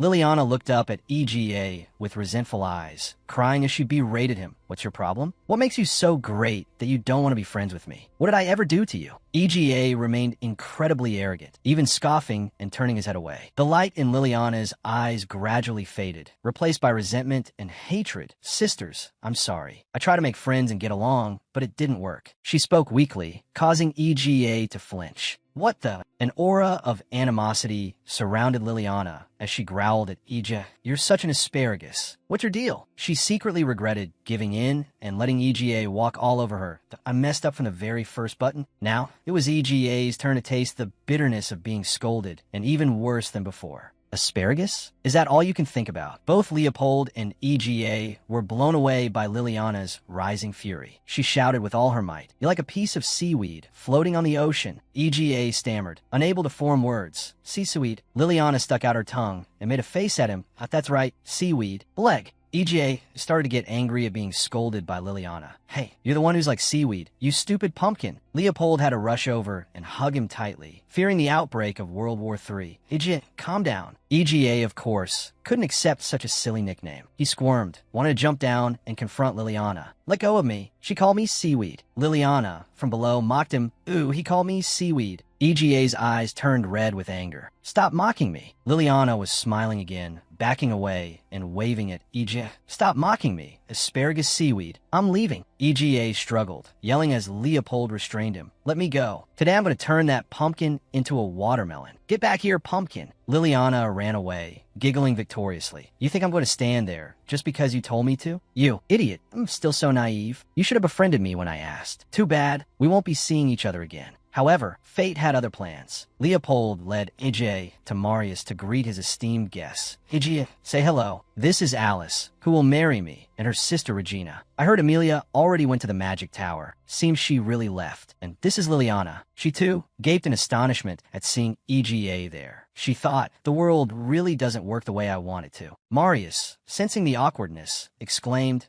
you two know each other. Liliana was extremely displeased. We just parted ways a few hours ago, and now I'm reunited with this seaweed. The six of them quickly sat down at the dining table. Regina was quite surprised to see someone take her plate. It was the person opposite her, wanting to help. Leopold seemed quite embarrassed by this, his face flushing red. I'll cut it for you. Regina was equally shy. Oh, thank you. The two were still awkwardly looking at each other when Marius noticed and assessed the situation. He turned and reached out to take Alice's plate. I'll cut yours too. However, Alice coldly told him, no need. Marius was deeply hurt. So cold, rejecting me so flatly. He then said, oh well, I'll swap plates with Liliana then. EGA, sitting beside her, flinched. He heard Liliana reply, yes, your majesty. His eyes began to water. Liliana, seeing her steak neatly cut, exclaimed with delight, wow, thank you. EGA suddenly looked up at her with a hostile glare. Liliana, sensing this, looked back. She was utterly bewildered. What? Why am I suddenly being glared at? Marius raised his glass and said, you've all traveled a long way and must be tired. Don't think about anything this week and just enjoy yourselves. Rest comfortably. Regina smiled and clapped her hands. I agree. Everyone chatted, making the atmosphere warmer and more intimate. Why did Amelia go to the magic tower so soon? She should have stayed longer. Someone replied, that's what I'm saying. However, the two children couldn't join in the pleasant atmosphere. Under EGA's intense stare, Liliana couldn't pick up a tomato from her plate. The small tomato jumped off her plate and rolled across the table. Liliana was annoyed. Seriously, EGA, sitting opposite, suddenly spoke up. Can't even pick that up, pumpkin? Liliana instinctively looked up, while EGA continued to stare at her. She stuck her tongue out at him. What? It was just a little mistake. EGA retorted impassively, or rather, he mocked her. Fond of making mistakes, aren't you? He stabbed his fork into a tomato, then flung it back onto Liliana's plate, splattering sauce everywhere. Liliana recoiled in alarm. Eek. However, the sauce still stained her dress. Liliana cried out in anger, hey, my favorite dress. EGA was delighted, thinking he had won. Sorry, it was just a little mistake. Liliana was already angry, and EG,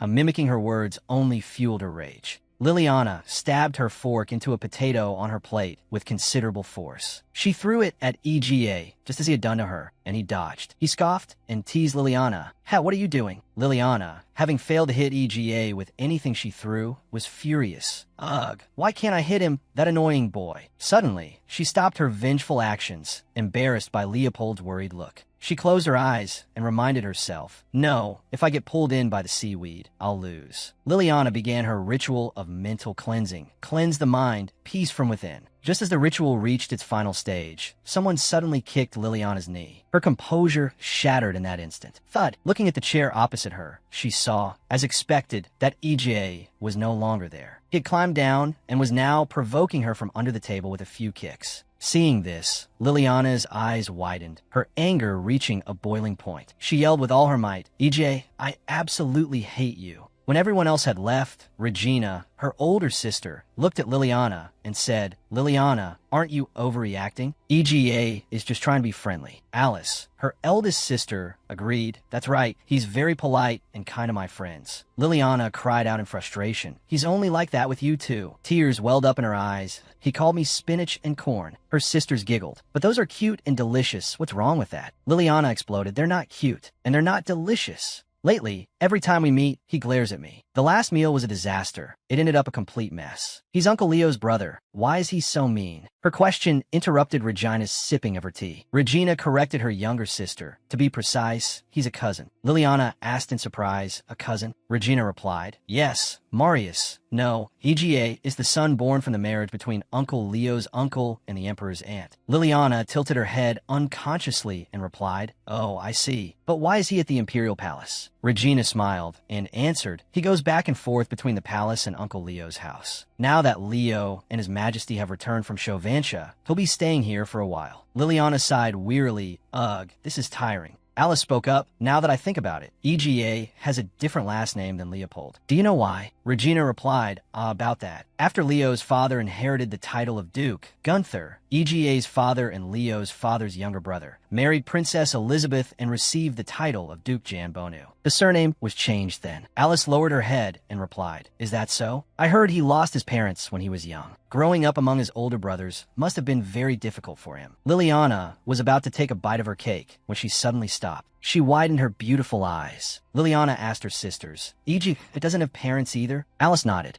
That's right. EGA lost his parents when he was very young. He's been through a lot, so don't let on that you know this. Reminded by the adults, Liliana felt a little awkward. She continued eating her cake.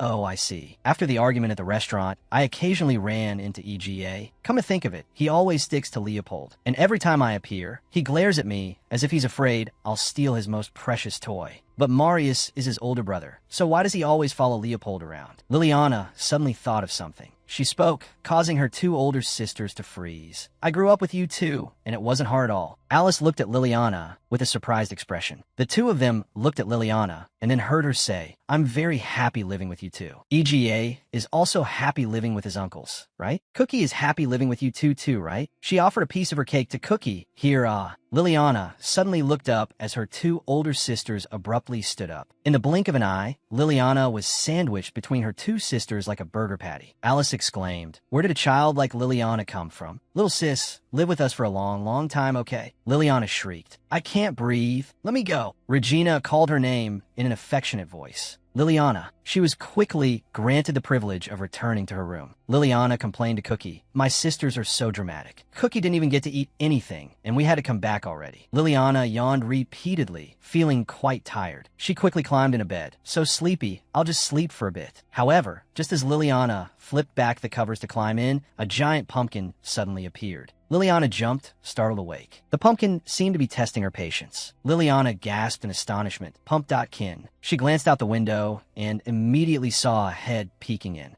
Extremely annoyed, Liliana took a deep breath, then rushed over, threw open the window, and yelled, EGA. EGA, not expecting Liliana to discover him so quickly, was startled.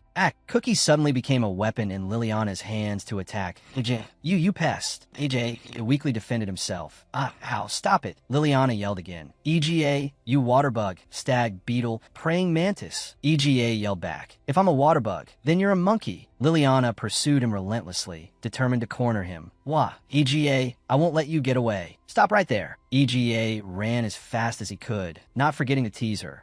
Nah, you think I'll stop just because you tell me to? Catch me if you can. Come on, monkey. Liliana was getting tired, panting as she ran. You really I'm not a monkey. I'm such an idiot for trying to understand EGA for a moment. It was so stupid of me to think that he was just like me, already unpleasant, and now mean too. Liliana reached out, weakly calling to EGA. I said stop right there. Why? Why is EGA so mean to me? Liliana suddenly tripped and fell. Ow, why am I a monkey? So frustrating, I didn't do anything wrong. Liliana hugged Cookie tightly and trembled, not caring if the ground was dirty. She sobbed, her face turning bright red. EGA, you pest. Liliana's loud wails caused EGA to stop running. He turned to look back at her. EGA was mocking her, completely unaware that Leopold had appeared behind him. What were you crying about? Who told you to attack me first? Just as Leopold sat down behind him, EGA felt a shiver run down his spine. He yelled, hey, put me down. It's not my fault. Liliana stopped crying and looked up. She saw Leopold holding EGA and scolding him.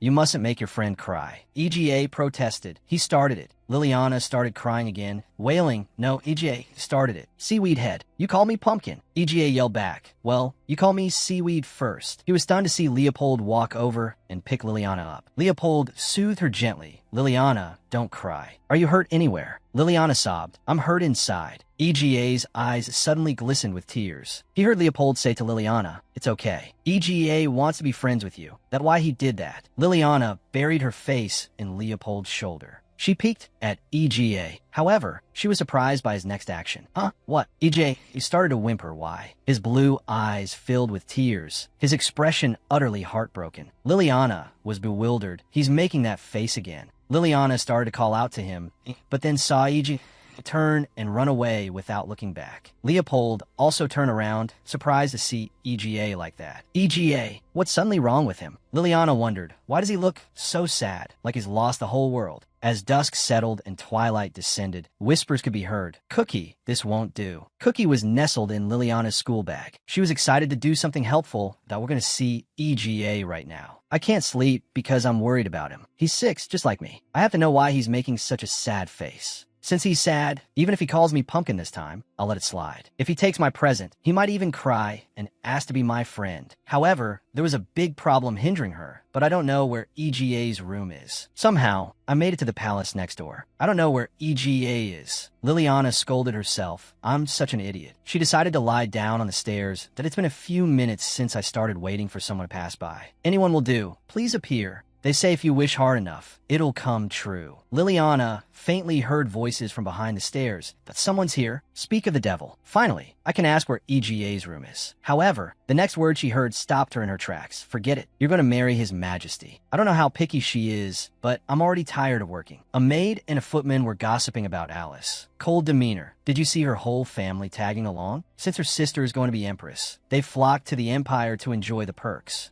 I can't stand the Chauvantia family. Liliana glared in their direction. That I don't know who they are, but aren't they bad-mouthing my sister? Unforgivable. I should stomp on their feet. The footman frowned. I don't get it. Even his majesty killed all his brothers, but throws a birthday party every year for his cousin, the one who killed his mother at birth. Liliana couldn't believe they were so openly gossiping about the emperor and future empress behind their backs. That's right. Liliana's eyes widened, memories of her painful past flooding back. Her eldest sister, Alice, had once held her close and comforted her when all 4 sisters were left without their mother. Liliana, you weren't a child born to kill your mother, but a child your mother risked her life to protect. You are such a precious child. Liliana, finding newfound courage, took large strides forward. She remembered EGA's chubby face, which only spurred her on faster. The 2 people who had just been gossiping immediately stopped when they noticed someone there. The footman was the first to notice Liliana's arrival. He saw a small figure rushing towards him at breakneck speed, her face a mask of furious red. Don't you? Liliana flew down the stairs and slammed headfirst into his stomach. She yelled, defending EGA. The footman, winded and angry from the impact, shouted back, What's with this kid? Liliana, like a small animal protecting its friend, bristled. You 2 are horrible. What's wrong with EGA? EGA is handsome, kind, and much more fun than you.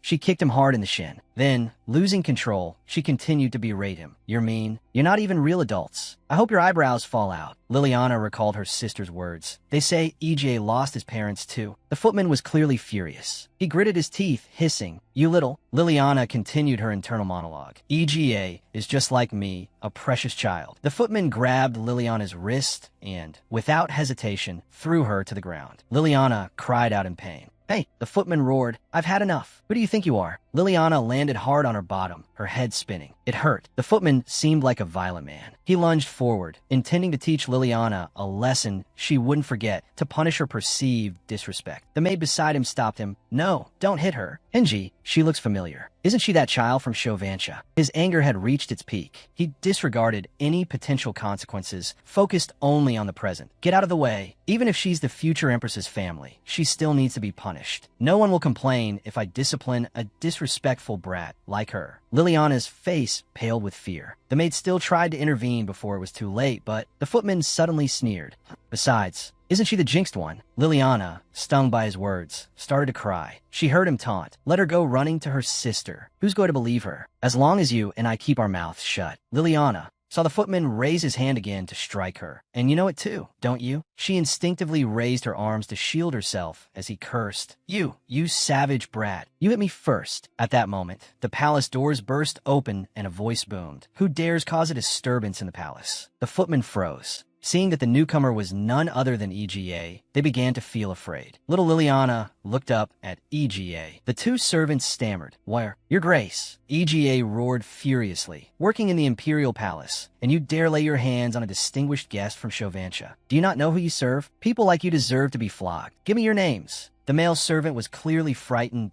P, please. Young Duke, we were just... EGA glared, his voice low and warning. Still making excuses? You think this is something you can justify? Ow! The male servant frantically bowed his head, admitting his guilt. We didn't know our place and made a grave mistake. We apologize, young Duke. We won't do it again. Please forgive us. E.g., I didn't give them a chance to explain. I caught you red-handed, about to lay your hands on His Majesty's guest. You know what punishment awaits you, don't you? The male servant paled at that. He tried to argue, but suddenly, Alice's voice rang out from behind him. Liliana, Alice's younger sister, was surprised to see her older sister there. She called out happily, "Sister, what are you doing here?" Alice, having just run over, was slightly out of breath. I came because I thought you were playing with the young Duke. Are you hurt anywhere? The two servants were both frightened and angry, glaring resentfully at the sisters. Liliana replied, "I hurt my palm a little." Alice immediately glared at the two servants. The maid knew that with Alice's arrival, things wouldn't be resolved easily. Suddenly, the male servant blatantly shifted all the blame onto the child. Hey, it was the child. She attacked me first, so I just pushed her a little. Alice was taken aback. Attacked? Liliana indignantly yelled, "Sister, they were insulting EGA. They're the bad guys." Alice questioned him in a cold voice. "Even if she did rush at you, aren't you ashamed as an adult?" The male servant remained adamant in blaming Liliana. She was hiding there, eavesdropping, and that bad habit of hers. You should discipline her properly. Liliana bristled, shouting, "Watch your mouth. Sister, they called me a barbarian." Alice was stunned. She listened to Liliana's indignant voice. This empire is a class-based society. From its social system and laws to its way of thinking, it's completely different from ours. From what I've heard, children, foreigners, and women are heavily discriminated against here. Alice thought to herself, I know, but I didn't think it was this bad. She turned to EGA, "Young Duke Zonbonu, if you would, could you take Liliana away from here?" EGA was quite surprised by this request, his eyes widening. "What's this about?" Alice then turned to Liliana. "Liliana, go back to your room and don't come out." EGA reached out and took Liliana's small hand, thinking, seeing her expression, "I feel so pressured. Let's go." Liliana replied, "Okay." Alice smiled, a dangerous smile that will talk later. The entire mansion was bathed in the golden light of the setting sun. The two children walked out hand in hand to return as Alice had instructed. EGA held Liliana's hand tightly as they walked, hesitantly asking, "Is Lady Alice good at fighting?" Liliana replied with utmost confidence, "Yep, my sister is super strong. She's always winning. She even took down a sea monster all by herself." Actually, there was no sea monster, but EGA interrupted her train of thought with another question. "Good with a sword, too?" Liliana puffed out her chest proudly and said, "Of course. My second sister is invincible." EGA, seeing this, retorted, "Even so, she's not as strong as my Leopold." Liliana, as if doused with cold water, sulked. Liliana's eyes reddened as she yelled, "No way. My second sister can even beat your Leo." EGA, brimming with fighting spirit, countered, "What? Ridiculous. Leo is the strongest in the world." Liliana snapped, "He's not." EGA, "You're an idiot." EGA retorted, "You're the idiot." It was clear that Liliana could hardly win against the sharp-tongued what? Suddenly, EGA reached out and gently touched Liliana's hair, causing her competitive spirit to vanish. EGA whispered to her, "You couldn't win with words, so you resorted to fists." Liliana was stunned, frozen in place. Then she unconsciously replied because they were bad people. They deserved to be hit for bad-mouthing EGA. Now it was EGA's turn to be struck by her cuteness. He lightly punched his chest, his face flushing. What's this thumping? Still, I won't give him up. Leo is mine.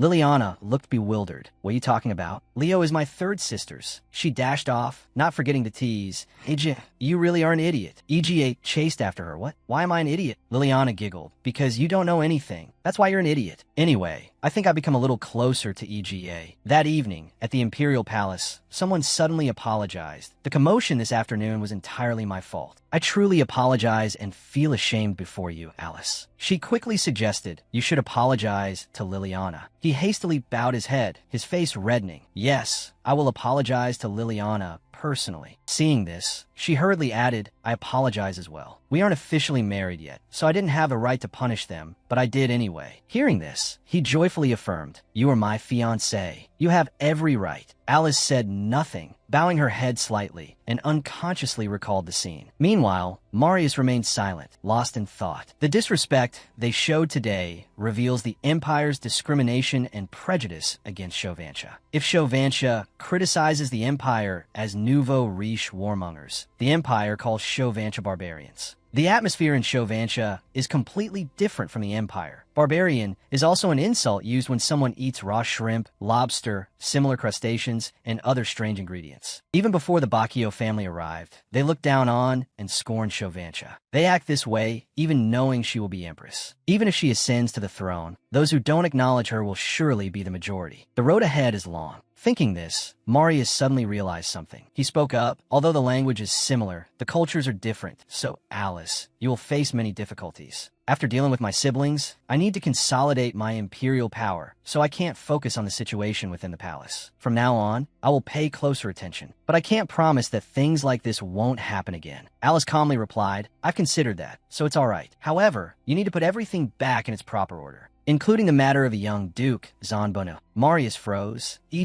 then hesitated for a moment, lost in thought. Then, with a worried tone, he asked, Alice, are you all right? I heard you were very angry today. She didn't answer immediately, a flicker of suspicion in her eyes. Is he changing the subject? She wondered. Then she replied, I gave them the punishment they deserved. This will serve as a lesson to the others, so I'm fine. Marius, surprised by her response, asked, Is that so? If you say so, Alice, then I'm relieved. The next morning, someone suddenly asked, Hey, where are you going? EJ then hurried after Liliana, who was walking ahead, and continued, You're from Shovancha, right? You don't have any friends here, so how about I especially play with you? She immediately refused, not interested. If you become my subordinate, I'll think about it. He froze, repeating subordinate. Then, exasperated, he pointed at her and demanded, That's ridiculous. Why should I be your subordinate? Liliana sighed, a hint of boredom in her voice. Well, yeah. She waved her hand dismissively.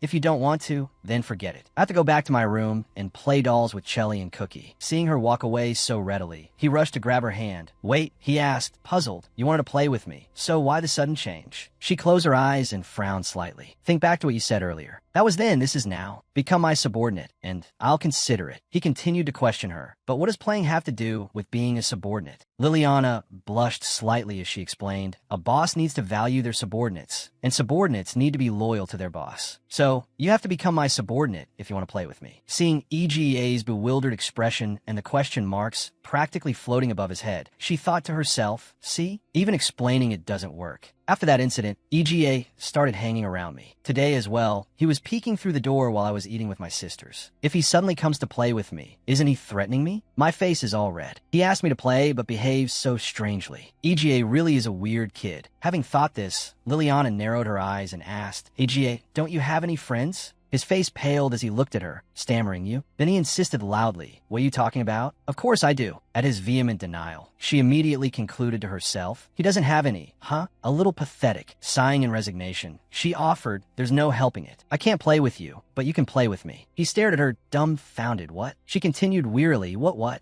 A little later, in the palace gardens, EGA proudly announced, Here, this is the entrance to the gardens. Before the beautiful scenery, Liliana's eyes widened as she took in the sight, letting out a soft gasp of wonder. She nudged his nose with her finger, giggling triumphantly. Honestly, I put in all this effort, and the place you want to go is the garden? What's a palace without a garden? She continued excitedly. It's absolutely perfect. It's just like the entrance to the secret forest in front of the tower, where the evil dragon keeps the princess, isn't it? Over there, beyond the garden, is the princess. The brave knight will dodge the evil dragon guarding the tower and rescue her. EGA, completely bewildered by her words, said, It's just the entrance to the garden. Note, the meeting between the capital letter S and the capital letter N. While he was still lost in confusion, Liliana suddenly grabbed his hand and cheerfully suggested, Well then, let's go rescue the princess. But she didn't notice that EGA's face had turned bright red from her unexpected hand-holding. As they strolled around exploring, Liliana thought excitedly to herself, I can't believe there's such a large and beautiful garden here. This is the perfect spot. Since this is EGA's first time playing knight, I have to guide him well, dodge the evil dragon, and rescue the princess. While she was still lost in her happy thoughts, a gardener holding enormous shears suddenly stood before them and boomed, You cannot enter. Liliana gasped in surprise. EGA immediately asked, What's wrong? The gardener bowed respectfully and said, Young Duke, I apologize, but you cannot visit the garden today. EGA asked in surprise why. The gardener explained, I must prune the trees in the garden today, so it would be dangerous for you. It would be better if you returned another day. EGA sighed and turned to Liliana. Yes, that's so. Oh well, we'll come back another time. Liliana mumbled, then thought suspiciously to herself, Doesn't look like he's pruning anything. A moment later, EGA grumbled dejectedly, We can't play in the garden. What a shame. So, are we playing cooking after all? Liliana asked cheerfully, meticulously arranging flower petal salad. Have you never played this before? Holding a leaf? Or what was supposed to be a steak? EGA replied listlessly, no, not really. Then he thought to himself, because it's a kid's game. Note, well, you're a kid. Seeing his lack of enthusiasm, Liliana asked sadly, don't you like it? I'll play by myself then. EGA immediately slapped the leaf with his hand and said with forced cheerfulness, no, you grill it like this, right? Wow, it smells so good. Liliana quickly suggested, you're not very good at grilling meat. There's no helping it. I'll cook today. EGA, you be the guest. EGA's face flushed red, embarrassed that he had gotten caught up in playing along with little Liliana. After a moment of silent contemplation, he asked, hey, Liliana, not hearing him clearly, asked him, what did you say? EGA asked softly, you know why? Liliana interrupted, surprised, I can't hear you. Speak up. EGA mumbled, why? Because of me? Because of you? Because of me? You lashed out at those servants. Why? So, thank you for watching today's video. Our story continues with many exciting developments ahead, so don't forget to like and subscribe to support us and not miss the latest episodes. We wish you relaxing and enjoyable moments. See you in the next video. Thank you for watching.